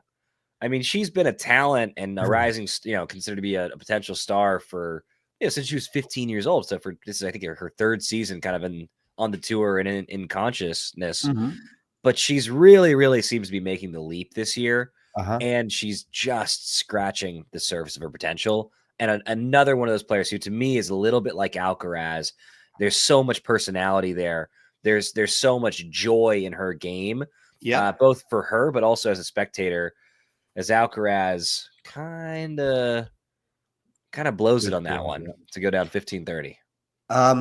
Regarding Andreeva, the trajectory for her was going, I mean, someone so young especially, but was going in a great direction, burst out on tour, gets some big wins in 23, gets to, I think, the second week of Wimbledon, certainly it was 4th round, so that would be, I think, second week.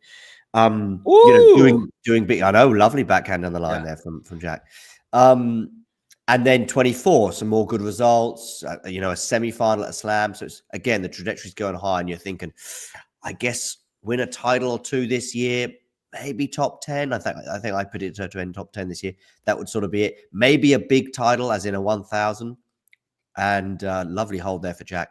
And she ticked that off already in February, and I think she will be entering the top 10 now as well. Oh, yeah. By March. So you've basically just ticked off all your objectives. For me, anyway, if I was just looking at and yet the way she soared, even in the last 4 to 6 weeks, and then she did give us an insight into maybe something that may have changed in the last few weeks in terms of her psychology and working on the mental side of things. And I didn't realize that she was probably that close to doing what she's doing right now, as in winning 1,000 a couple of weeks ago and now being in the final of Indian Wells. I probably didn't realize that it was just. Oh, is that a double from Alcaraz? It is a double from Alcaraz. Oh, gosh. Sorry, continue. No problem. So, wow, look at that. Jack Draper winning 13 of the last 15 points. So that's it. But I'm mega impressed. And I am just still leaning towards Arena for tomorrow. Yeah. I'm going to pick Andreeva. I think give me the kid. Yeah, I just think she has the confidence of youth. Like there are guys and women on the tour where they lose enough times in a heartbreaker, and I think Zverev is one who maybe has some baggage because he's just he's been so close so many times. Medvedev, I think he's got some baggage. Andreeva doesn't have all that. It's all belief. It's all upside. She knows her best days are ahead of them. If she loses somebody, she expects to beat them the next time. There's no defeatism in her game. Shout out to Ozan, who's in the chat, and shout out to North Kakalaki as always. As Alcaraz tries to get this thing back on track here, down love 30 and a second serve. That's gone out from Draper. I was just about to ask about Alcaraz's confidence right now because he must be wavering a bit. He probably felt unbelievable at the end of that second set, but the Draper reset, maybe that helped as he returned to the court. Look at the shirt there, the Alcaraz shirt. Yeah, I think she's the same girl that had "I'm single" Carlos earlier, and then the girl next to her is like ready to play a tennis match. She's all dressed up in her outfit, ready to play. I love that about tennis is that so many of the fans, they dress as if they're about to step on the court. I wish they would do that in American football, with the hats and the helmet. It's a second return of serve, I think, from Draper that just went long, or certainly a deep one, but not far long. 30 all. I think that, we've touched on the wind here. I've got to imagine the conditions are somewhat responsible for this because both of them are just missing shots that they don't quite make sense. You just don't see them missing, 2 returns deep the way that Draper did on very makeable serves. Yeah, maybe. Okay, Carlos comes into the net here for a tricky smash, but he puts it away. That is a dicey smash. That's a tricky one, trust me. I mean, he made it look easy, but yeah. It's, going backwards and to your side, trying to stay away from the backhand. Good effort by Draper there, I think, to make it at least a little difficult. Yep. So suddenly went out 40-30 from a bit of jeopardy at love 30, but still Carlos got quite a bit of work to do in this set, but he's gone long on the forehand there, so we are going to go deuce. So 106 on that first serve there. Oh, wow, that's pretty slow. You know, and it was a kick to the backhand, so I think I see what he's trying to do. Get it above his head, maybe see if he can generate a short ball, but I just don't think that's going to get it done here if he wants easy service games. Where is ServeBot Carlos? I was promised a ServeBot this year. Yeah. Jack just patting that back. And there is wind. You can see it with that last shot from Jack. Carlos, of course, in that last match he lost was a windy affair a mega windy affair against Rafa. But Jack defending well here. But in the end, Carlos puts away that short forehand. That short backhand. What a backhand. And he's got a game point. Oh, Ozon with a great question for you, John. I don't think it matters. I don't think it changes my opinion. I think he can. And I think his odds are right now probably better than 50-50 that he wins a slam one day, just as they are for Ben Shelton, but not as they are, funny enough, for Taylor Fritz. Wait, you think better than 50-50 that Shelton wins a slam? I think so. I think if you pushed me, I'll go, you know what? Yeah, I think.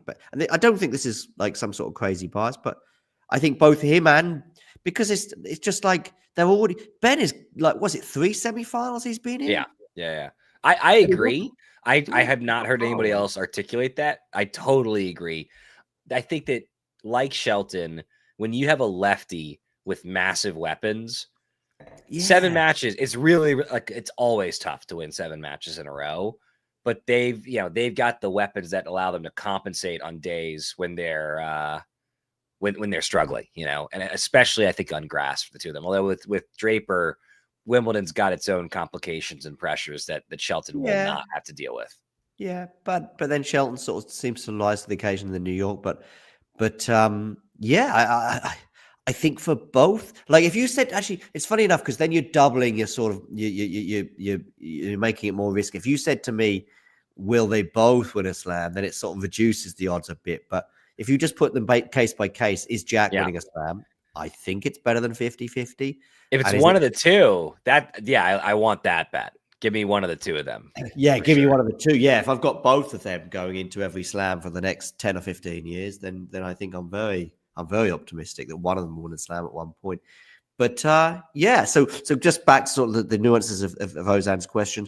It doesn't make any difference if he wins Indian Wells. I already think he's a huge threat at 3 of the 4 slams now. That he's gonna be top 10 for gonna be maybe bouncing around a bit in a bit like sort of Ben has, Holger has. Probably if I then threw Holger in to this equation and said which of the 3, it would be Holger. Holger's career could go in a million different directions, but that's the nature of the boy. And as I see Draper coming for a serve volley there, but he's got away with that one. Alcaraz Holger has the biggest upside in every way, and including slams. He could be a multiple slam winner, 3 or more, but he also might just never quite get there. I think whereas it comes to Jack and Ben, I don't probably have the same upside for them in terms of the fact that I think they could win 3 or more slams. And yet I still probably go, you know what? I think there's a slam in both of them. And it doesn't even need to be a crazy. They've already been in. Jack's been in a US Open semi-final. He came in up against Yannick Sinner, but Jack still got some way to go for improvement. Same with Ben on the return. But as you said, with all those weapons, if he can just up his ante a bit on the return, then suddenly I think you've got a guy who on his day, in the right moment, the right conditions, can live with Yannick and Carlos. Oh, wow. How about that forehand from Draper there? Lovely, absolutely lovely beautiful arch on that. Yeah. I think that I will say for Shelton and Rune, they both have the belief. And if I give me Shelton or Rune winning a major before Zverev, I just don't think he has the belief. I think he's got too much damage. Wow, look at that ace. Oh my goodness. That's a win news. partially, Yeah, right? exactly. Yeah. Wow. Okay, so I guess that's the direction the wind's blowing. Holy moly! Yeah, right. I'd like to see that. I'd like to see that replay. I mean, I've never he's seen a got tennis ball go after the best. I mean, it's an no. amazing serve, but I've never seen it go that far, like away from the player. You know, when you see an ace down the tee or something, it's a bit different. But that was an ace out wide. Jack Er's there though, so we are at 40-30. Okay. And Alcaraz starting to look a little frustrated at moments out there. Yeah, he's running out of road as well. Yeah, I think he's conscious. Okay. I only got a couple more games to figure this out here. Right. That was mighty close to an ace there from Draper. Second serve, 40-30. Let's see if Alcaraz can get it to deuce here. Because that was close. I thought that might have landed in that ace, or it wasn't nice. Good defense there from Alcaraz. Is he going to go for... Oh, I thought if Carlos made that, I would have been mega impressed. Anyway, Draper wins the point, and therefore the game. 2 more holds for Jack Draper, and he's in the Indian Wells final. Big moment for Draper. Are we, for the first time in the match, Draper's the favorite? Even after that 6-1 first set, I think we might be now, you and I, at that stage. I don't know where the bookmakers are, but yeah, I think we might be. We've got another question for you in the chat as Alcaraz gets ready to serve here at 2-4. John Bublik. I'm already using Babolat, but not the arrow. I'm using the strike. I don't think it makes much difference to me, as I'm not quite the... Has he missed that smash? I think he has. Yeah, he has. It hit A line, but it didn't hit the line. Ooh. Yeah, what's going on with Alcaraz here? I mean, look, I guess it's windy. Maybe it's as simple as that. It's windy. That one could have been the win. And he seemed to be fine. And as I said at the beginning of the third set, I thought, Draper's not winning this now. But here we are. Draper looks pretty dialed in right now. He does not look gray and like he's running out of steam like he did for a moment there in that second set. Yeah, right. Talk about finding a second wind. Alcaraz, though, with a very, very solid point there to get it to 15 all. Ferrero looks cool, calm, and collected, and very handsome, as always. Probably on the inside, he's not, but yeah. Yeah. What is his internal monologue like? I guess, though, like, not that this match doesn't matter, but at this point, Alcaraz is playing for majors, and everything's about setting that up. Wow, what a dropper. What a dropper. Yeah. Jack couldn't even get back on that. Once you show you can be a top 4 guy, for an extended period, these are all just warm-ups for the majors in my mind. And maybe Wells 5th slam, going for a 3rd title in a row, unbeaten for 3 years. I think it might just mean a bit more to him. Yeah. I don't know. I hope so, because I think that's good for the game, but I'm skeptical just because the stakes are different. The crowd is different. You haven't won, you're desperate to win, maybe, or in Sinner's case, he's not won Rome, homeboy. So I'm thinking 1000s here. You're coming back from injury as well. Even if you're a big player, you're coming back from a couple of months off or whatever. Even a 250. I remember Rafa winning a 250 just before we won the Australian Open in January 22, and it was an important step towards him winning that title. Yeah. So what's Sinner's first? Oh, double fault there. I mean, there's never a good double fault, but come on, Alcaraz. What is Sinner's first tournament back going to be? Rome. Oh, yeah. What a statement it would be if he wins Rome for the first time after coming back from one of the strangest doping cases and most controversial suspensions that I've seen in a long time. Sure. Alcaraz going big on the forehand, but it's not going to be enough. What's he going to do with that volley? It's going to land out. Close miss. Where's the wind when he needs it? Yeah, we're at juice now. I mean, this is the thing that's so great about tennis. We're 2 points away from Draper having a commanding lead and 2 points away from Draper feeling a whole lot of pressure on his serve. So let's see what happens on this pivotal deuce in set number 3. Iga Swiatek had a match on a match that you were commentating on. Had a match point, I think she did, against Madison Keys, albeit on Madison's serve. Yep. And I don't think it was like an unreturned serve. I think it was a normal rally that Madison ends up winning. Iga wins that. Does she win the Australian Open? Maybe, but she's certainly in the final. Yep. And her whole year is looked at through a different lens. Totally. That's tennis. Wow. He's still in this, and he's that fist pump there. Yeah. That's a well-constructed point. He knows he holds here, and Jack's got a couple of windy serves to hold on, a couple of windy service games. And yeah, I think he got to 30 on the last one, and he'll be looking to sort of make Jack work a little bit more for his service holds the next 2 games for sure. So weather analyst Zach says, based on the way that Wynn took his serve on the last, on Draper's last service game. Oh, did he get it? No. Back to deuce. Based on the wind on Draper's last service game, though, it really helped the lefty slice serve. Presumably, he will be serving into the wind, and maybe now will help the lefty kick. But it seems like Alcaraz is better equipped to handle that than he is the slice under these conditions. I would love to know if there's a general trend regarding the wind, or if it's just super random, as in over the years. As in, like, I'd love to see on this main court. Is there like one end of the court where you're more likely to hold serve from? I think even though wind is not a big factor, I wouldn't be surprised if Philippe Chatrier has a particular court where you're more likely to hold. It might even be one, but if you had a huge sample pool to go from, and Alcaraz should win the point here, he does.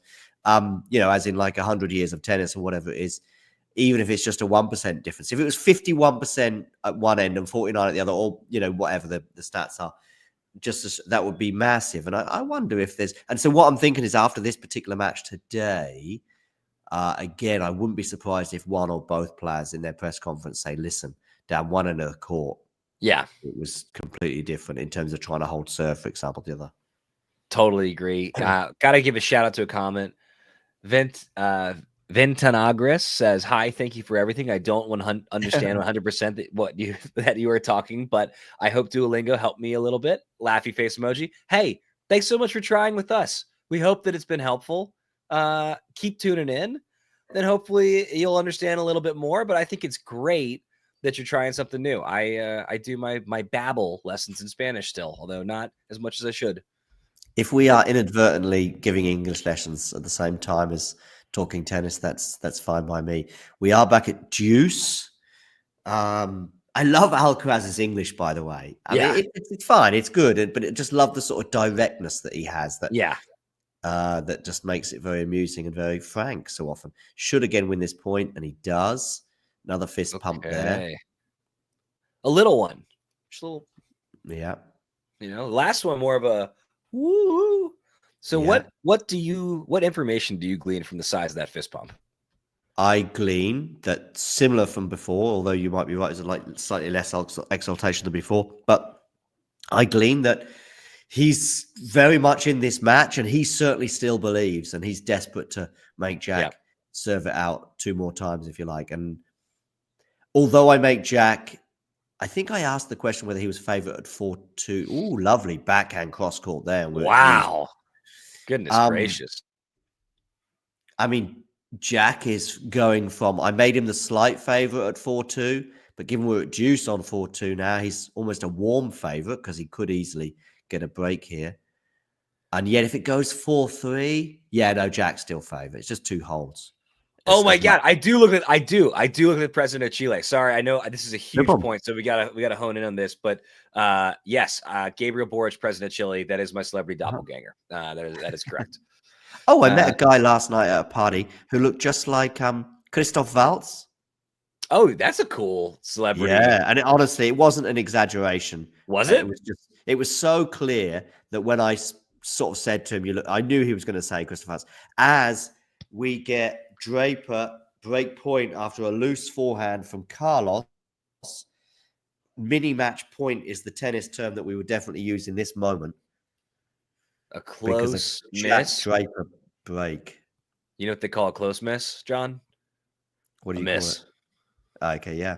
What is it? Is it? What is it? 99% out, 1% in is 100% in, or whatever, isn't it? Yeah. Oh, I haven't heard that. I like that. Yeah, Alcaraz serving here. Out 100% in.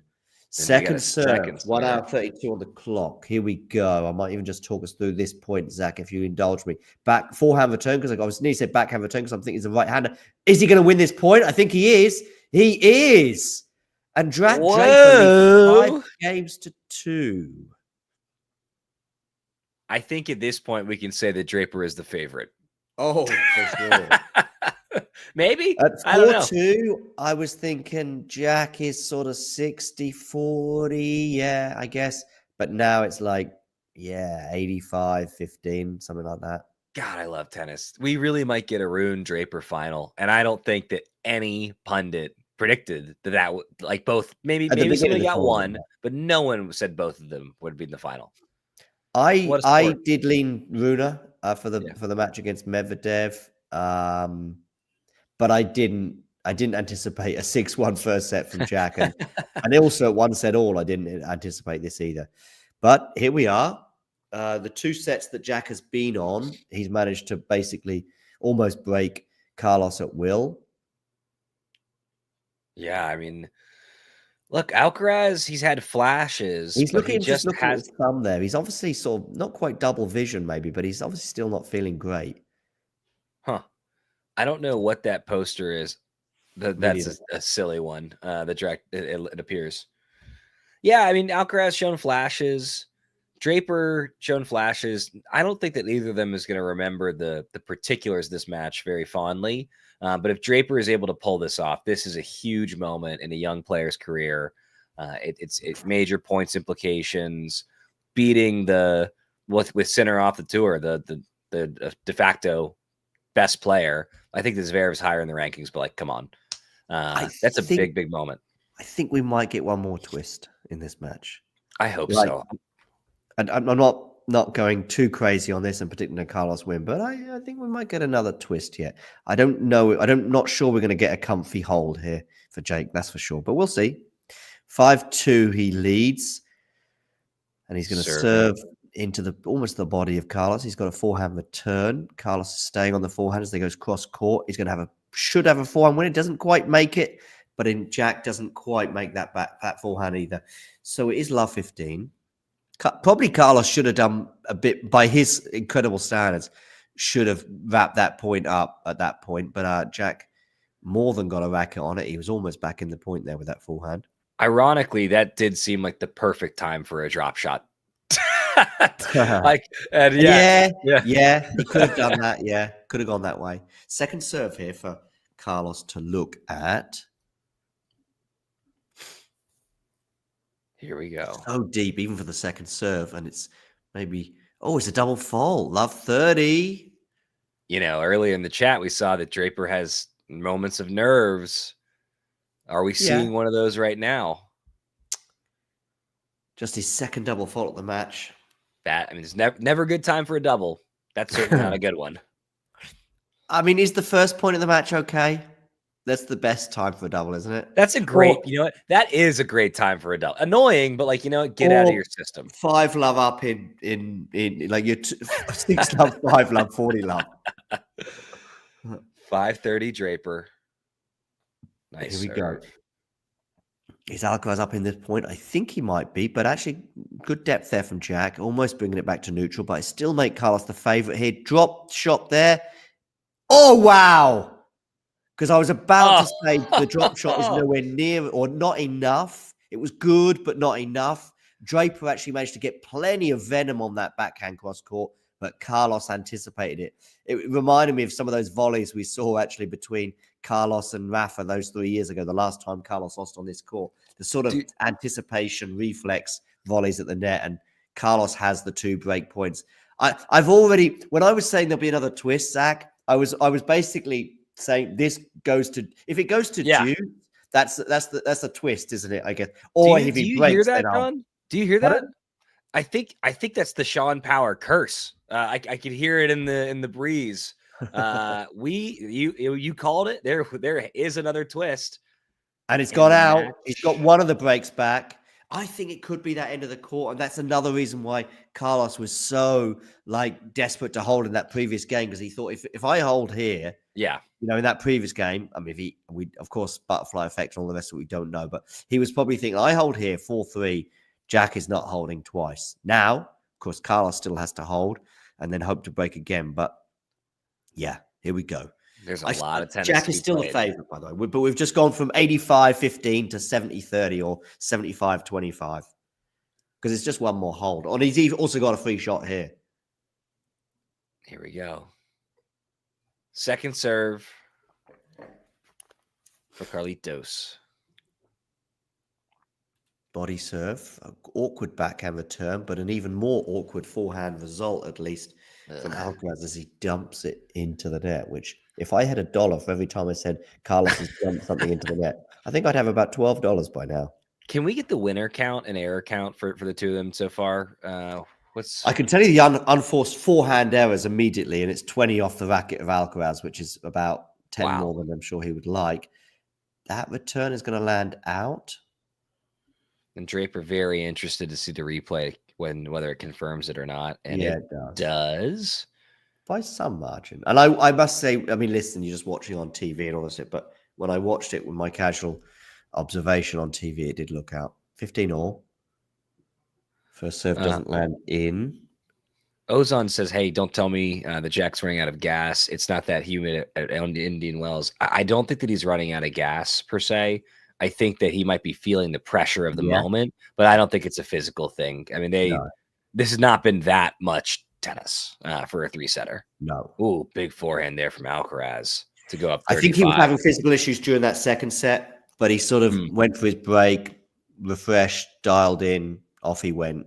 He's still probably not feeling 100%, and he'll be pleased to get off the court ASAP, but he'll be pleased to get off the court ASAP because the pressure is ranking up with every forehand winner like that one from Carlos. 30-15. So, yeah, at the moment, it looks like Jack's going to be asked to serve it out again. And, how painful would it be if he gets broken again? But anyway, forehand cross-court from Carlos sets him up nicely, so much so that Draper's turn to dump into the net, although that wasn't. It was that was actually funny. I think I might be leaning towards a forced error on that one. I think forced error. And hey, Faded Mediation has entered the chat. Cheap viewers on streamboo.com. Remove the space. Thanks so much for that comment. And stay engaged in the chat, Faded Mediation. As Alcaraz holds. He's holding there. Yeah. Here we go, John. Yeah. Okay. Hey, we got one good set at least. This is why we watch the match for this set number 3 right now. There are tennis group chats around the world going nuts saying, is Alcaraz going to break him a second time? Is he going to get back in this? How is Draper going to handle it? I don't know, but I'm excited that we get to watch with the folks in the chat with you, John.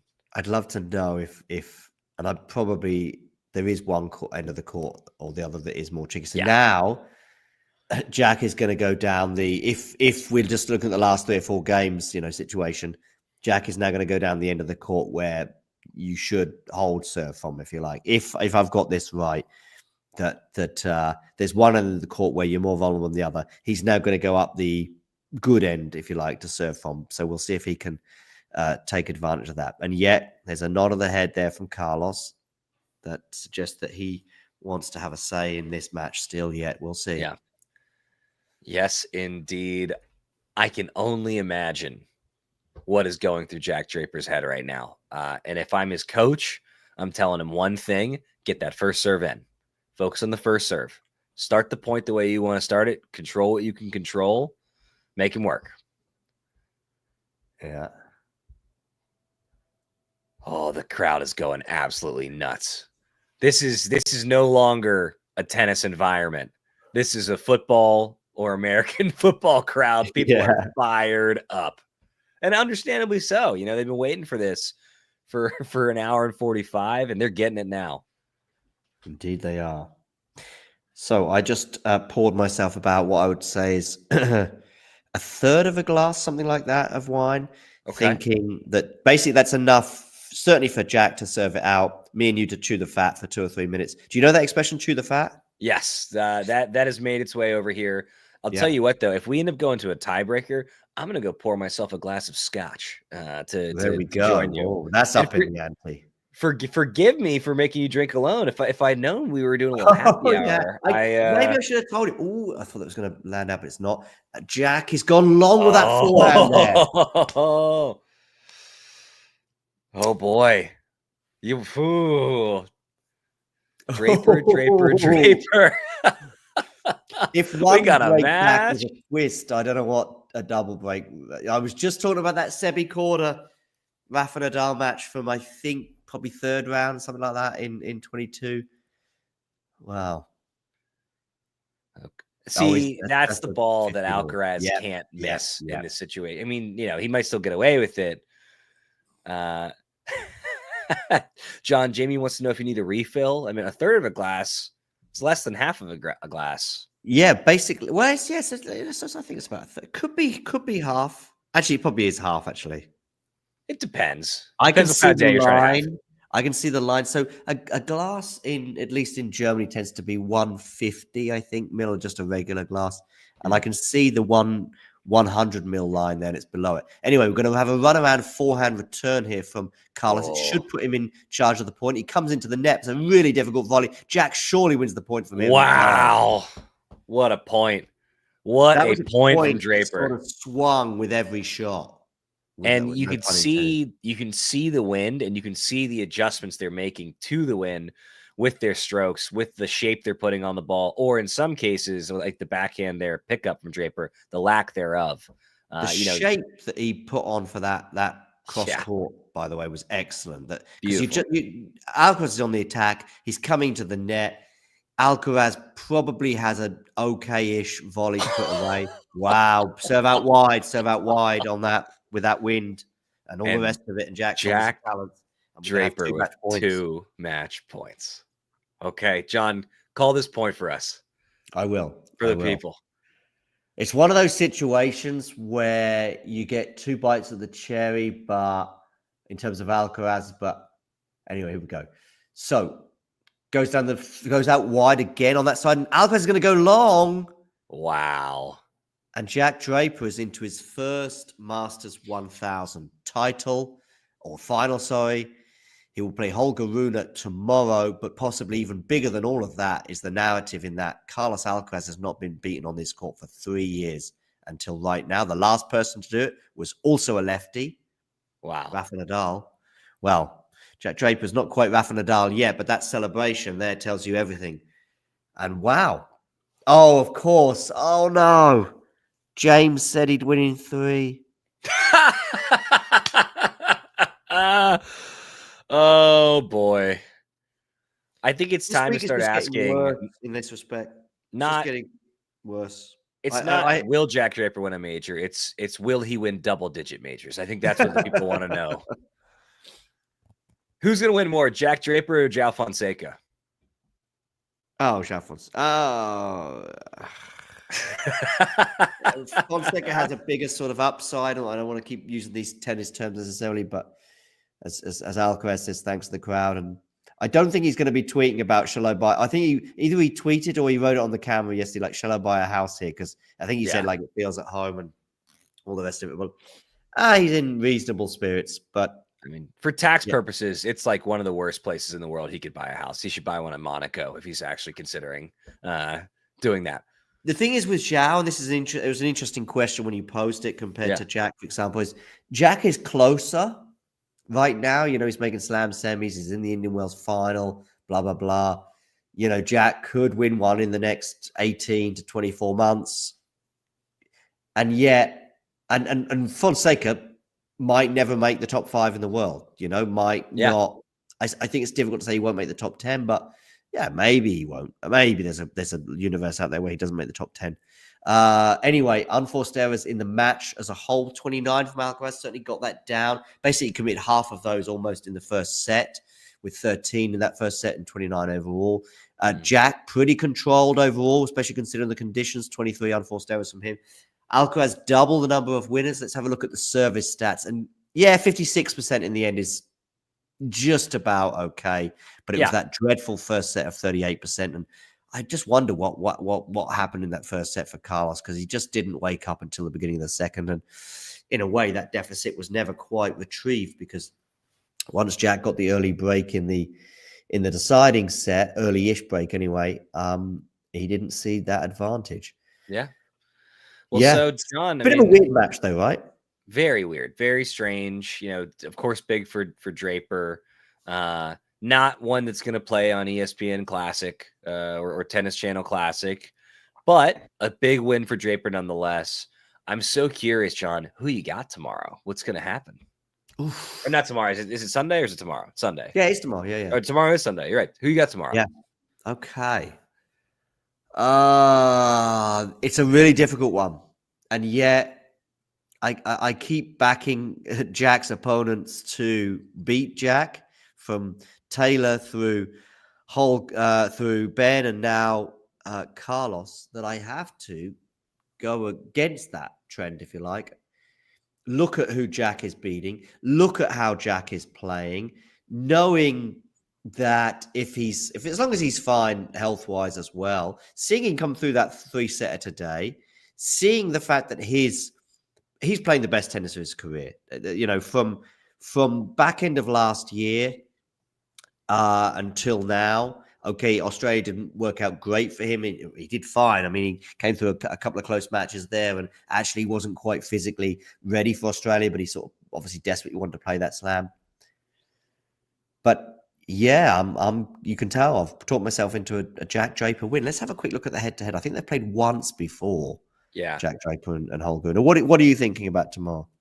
Draper straight sets. Ooh, confident. I also, I don't want to say that I'm a hater, because I'm not. I just am not sold on Rune or his game. And it's good to see him kind of reaching the level that folks had hoped that he would be able to. I just don't think he's the guy. And I think that Draper is. I think also, like, you look at Draper, the thing that's held him back early in his career, it hasn't been talent, it hasn't been work ethic, it's been injuries and health, right? And he seems to have finally taken the leap in addressing those issues. And I hope that he continues to stay healthy and to be able to make it through matches. But I like the kid from the UK. Rune tiene hambre. Rune is hungry and basically hopes for a good match as well, as we see there tuning on Twitch. Yeah, I mean, I'd probably bigger on Rune by some extent. I think Rune does have the game. I just think there's a lot of other things. This is the first 1,000 final for Rune. Is it maybe since Monte Carlo in 23? Obviously, he's not won a 1,000 title since Paris-Bercy, when probably at that point, almost 3 years ago or 2.5 years ago, we were thinking, here we go, every year, and we're going to be 2 years away from a Grand Slam title for Rune. Well, he's not even come close to winning a Grand Slam yet.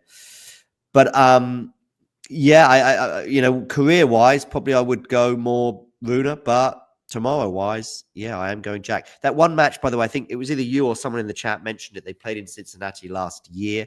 Rune winning that one 4-2.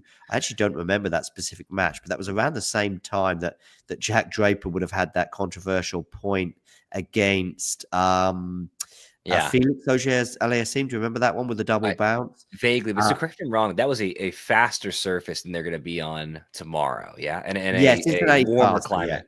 Yeah, faster. I think significantly faster. And so so slower tomorrow. But actually, I think slower might suit Rune, although Paris-Bercy actually changes every year. Actually, Paris-Bercy. So because I'm just thinking about the 1,000 title he won, but actually Paris-Bercy indoor hard. But anyway, so back to this. Yeah, so that's funny because there was that. I think it was in Cincinnati. I don't think it was in one of the Canadian tournaments. I'm pretty sure it was Cincinnati, where Jack Draper had that double bounce, ball that I think he just said he didn't know. I think he wins the point. Felix is upset. There was no video review back then. Yep. And yet today, on that game, I think at 1-1. Think about that 1 point at 5-5. That's right. Yeah, at 15-15 exactly. That ends up. Initially, it was a very weird thing because I haven't seen it again. But basically, just for those that are just tuning in or perhaps watching this retrospectively, there was arguably the most important point of the match. 15-15. A supposed potential double bounce that Jack had just reached the ball. Jack was pretty sure that he got the ball and he'd won the point. But we had a video review that showed Jack making the ball, that it hadn't had a double bounce. And yet the umpire initially said, let's replay the point, which was weird because the point played out. Carlos hits the ball back out, basically. This is as the point is happening. I can only guess that maybe there was a call from the umpire So, of course, we've got our TV volumes down and all the rest of it, and we're focused on what we're doing. But potentially, Liani may have said, oh, double bounce, so point for Alcaraz. And yet, the point is still kind of happening at the same time. Do you see what I mean? Yeah, and yeah, Alcaraz, yeah. Because I saw somebody say about good sportsmanship from Alcaraz. Alcaraz may have played the point in a completely normal way, basically. Think he's not hearing Liani or whatever. He does just basically get his racket on it and ends up going out. And so the point happens in a very normal way, and Alcaraz loses it in that respect. But because the umpire had sort of said something just before Alcaraz put his racket on it, maybe, arguably, it could have been just a replay of the point. And yet it does appear that Alcaraz said, no, whatever played out didn't affect me. I just, I think it was probably an error, actually, in terms of the volley that he put out, because it was a makeable volley, in my opinion, but he put it out. But whatever, probably you have to go back and watch it on TV, because I probably clumsily described that point. But no, I think you got it exactly right, John. And I think it does seem like Alcaraz did the right thing from a sportsmanship perspective, maybe not from a gamesmanship perspective, but I don't think that would have made a difference in the match. Ozon points out that Draper and Rune wear the same, I would say, terrible, boring, uninspired Nike kit and the same backwards hat. So I guess they'll be wearing the same stuff tomorrow. You would just think for a multi-gazillion-dollar company like Nike that it would be somebody somewhere's job to make sure that didn't happen. Jack wearing a red t-shirt, not the same one I think that the Alcaraz is wearing today, but I have seen him wearing a red Nike t-shirt at the beginning of this tournament. Yeah. So I hope, because you do see there's all sorts of variations that they have available to them. And I think some players will often have a sort of a home and away kit. Sometimes they do it in terms of how they think that the kit will look in the day and the night. I know Rafa would often, in the US, depending on whether he's playing day or night, would often have a different shirt on. And I would hope that the powers that be and the whatever, the players themselves or someone in the marketing just make sure they wear different. It's not because we get it's just easier. And it's also easier for the casual fan in particular. Yeah. And it's not that difficult to fix. And tennis being tennis, sometimes it is nuts how they, still, especially like Davis Cup and stuff. So you might get Serbia playing Italy. I think. Oh no, maybe not Serbia, Italy, but I've seen some two nationalities wearing red t-shirts, and I'm thinking, really, here it's very easy to have a home and away kit, or totally. There's always two colors in a flag. But so fingers crossed tomorrow.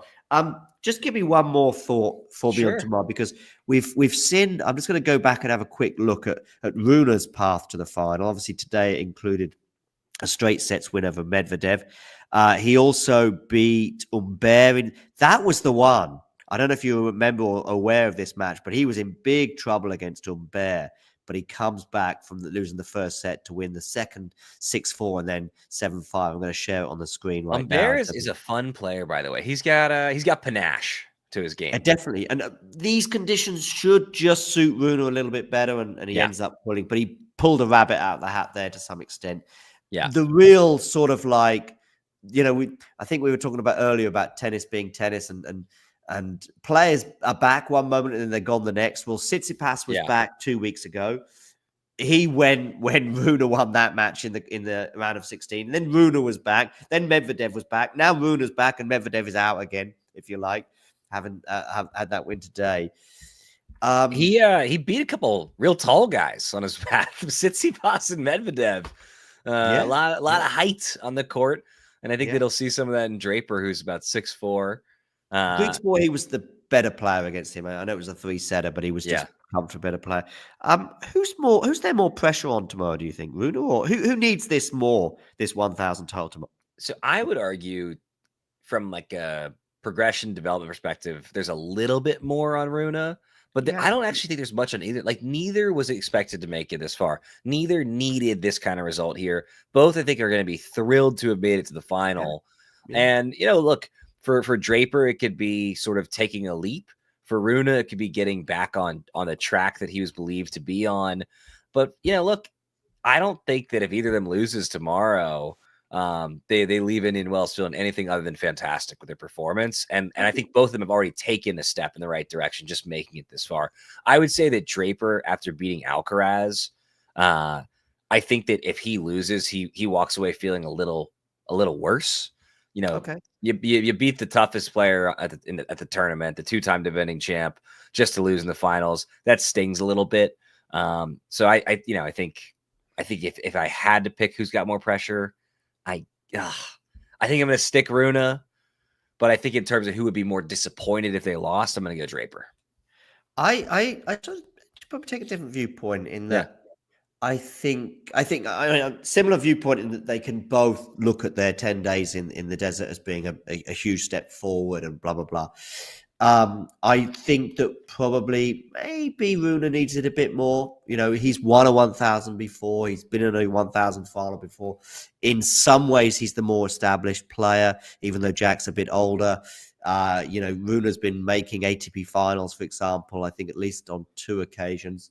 So, he's certainly the more established player and has the more glittering CV. And yet he sort of probably needs to say, look, nobody really has said, and I don't think ever will say, that Jack Draper is going to be a member of a big 3. We might say he might win a slam one day. He may even win the 1,000 in Indian Wells tomorrow, the so-called 5th slam and all the rest of it. But no one's probably saying he's got the tools there. But people have said that about Rune in the past. And so in that respect, I don't necessarily think there's more pressure, because this is where I do agree with you. Both of them have exceeded expectations. In Rune's case, it's like, okay, he is still very much here. Jack Draper is now sort of here. And I think we're going to be thinking about him for quarterfinals and semifinals and maybe even finals and Grand Slams for probably some years to come. I got a wacky question for you. Go on. So they're both young guys, 21 for Rune, 23 for Draper. They're both in a relatively small town that is just crawling with celebrities, influencers, beautiful people, and they both have a big old paycheck coming their way tomorrow, one way or another. Is there any world in which either one of them has a little fun tonight, or do you think they're both going to be the professional early to bed PT rest up? Because look, it's 5:43 p.m. in California. Yeah, we got a lot of time to make bad choices between now and that match tomorrow. I certainly think in the 80s and maybe even 90s, plenty of famous stories, but there's one, for example, this is not about going too hard on the partying, funny enough, but Boris Becker on the day of a Wimbledon final, with I think maybe racked with nerves or something. This is one he lost, by the way, not one of the ones he won, but he took some sleeping pills and basically he's sleeping until like 11 in the morning because whatever. And he actually said that he still was pretty drowsy as he entered the court. And I think he goes a set or 2 down, and that basically cost him the match in the end. So that's a slightly different one. Which of these two? Well, we already touched on which of these two is more likely. Well, we touched on Draper obviously enjoying the after party, let's say, of the Davis Cup victory that they had against France a few years back, that put them in the Davis Cup finals or final 8. So I guess the thing is, Rune is a bit more of a wild boy, if you like, but I don't envisage him with a pint of lager at 3 in the morning, in the same way that I might do with Jack. I think Ozan's right. They should both consider stopping in Las Vegas on their way to Miami. Do a road trip. By car from the desert where they are in California to Miami would probably take 2 days by car. Oh, to drive from there to Miami would probably be if you're sprinting 3, but more like 4. I've done that drive a few times. Oh, so actually, So I lived in California for a bit, and so I drove from North Carolina out there, and it's a haul. I did it once in 4 days, once in 5 days, and once in 6. If you're gonna do it, the nicest way to do it is do it in 6. You can kind of, if you're not in a hurry, you stop at more stuff. You have a good time. I do want to point out one of Jane's comments, which is Humbert ragging on the food in the U.S. is so French. Yes, it is. Also, look, the desert is not where the best food in the U.S. is typically. So I think it's a little unfair for him to rag on. Look, nothing grows there. Everything's imported. It's not that big of an area. It just happens to be this incredible kind of tennis oasis. Really the Las Vegas of tennis facilities in a way. Indeed. So I'm going Draper tomorrow. You're going? I'm going to go Draper in straights still. Yeah. I said it more confidently before. I meant it more confidently before, but I'm sticking with it. Draper in straights. All right. On that bombshell, thank you, Jane, for being a member for the last 25 months. Thank you, Zach, for being alongside me for the last 2 hours. I think our analysis lasted probably longer than the first set, which was over and done with, and maybe even the second set. Both were done in 55 minutes. But yeah, big thanks to you, Zach. Thanks for having me as always, John. And just want to stress to anybody who's listening, following along, if you get the chance, subscribe. It's an incredible community. There's so many wonderful contributors. And John, as always, thank you so much for putting this together for all of us. It is a great joy to have been here with you and to be part of this community. Check out, of course, the Triangle Tennis Podcast, as I see there in your byline, if you like. Have you had anything recently? You got anything coming up? We did a spring preview for men's recreational tennis in the Triangle area of North Carolina. So it's a little niche. Okay. But I think that we're going to do some more pods coming up about general rec tips. Hey, what kind of teams should you be looking for? Hey, like what's the right number of players? How do you recover for tournaments versus league matches? How do you prep? Those kinds of things. So you do a little bit less on there than sort of in terms of like, obviously we very much focus on the tour. Yeah, we might occasionally like talk about our amateur tennis if you like, but you sort of hone in a bit more on that stuff, do you? Yeah, because at the end of the day, I think there's so many of us that play and we don't play particularly well, but we have a good time out there. And, it's getting these tips for staying on the court when you're in your mid to late 30s and you have a desk job. It's a very, very different routine than say Jack Draper, who's dealt with his own injury issues, right? And so we kind of try and tailor our content to the rec and club players. We introduce some characters from the area, talk a little bit about their games. And I think if you like to play and you want to hear about another part of the world or another part of the country where folks play and what they're doing, I think you'll enjoy it. But also, hey, it's not for everybody. The pros, there's plenty of content to go around there. So would love folks to listen, but also I get it. If you're looking for pro action, we're not the ones. Yeah. Well, anyway, let me tell you this. Watching some of those clips today, I was quietly impressed, as I say. And this is not me. If I thought you were trash, I would say it. Probably in a slightly better way. That Damien would just tell you that you were trash. Right? Yes. I would say, oh, there's an interesting, forehand you got there, or an interesting volley technique. But you would know straight away. But I was like, okay, yeah. I mean, obviously, I'd say I only saw 3 or 4 points, but I did notice a propensity towards the slice that you had. But they were decent slices. There was one that had a bit too much height on it, I think. I think you were in a difficult spot in a way. It wasn't like a comfortable slice. You were in a difficult spot. So, but you got good depth on it. And the other 2 or 3 slices I saw, and then I saw a couple of decent, just general backhands. And actually, I only saw the first 3 or 4 points. It did look like your opponent in those 3 or 4 exchanges maybe either had the more weapons or better player or whatever. And I think across those 4 points, I think it might have been 30 all or maybe 15-40 or something. But I think he put a forehand into the net that he probably should have done better with, for example. So I'll watch a few more of those points. But the guy is playing Stuart Bible, excellent player. Okay. So he's got great, physical weapons in addition to being a very good tennis player. So he's a little taller. He's in great shape. Yeah. I think I would say that his backhand is just a totally different level than mine.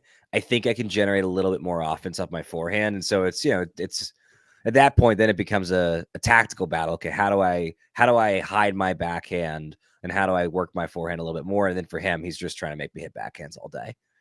Just seeing a comment from Ozan. Yeah, sorry, Ozan. It's probably my fault because I actually was thinking about and you knew it as well, Zach. I was talking about that trip from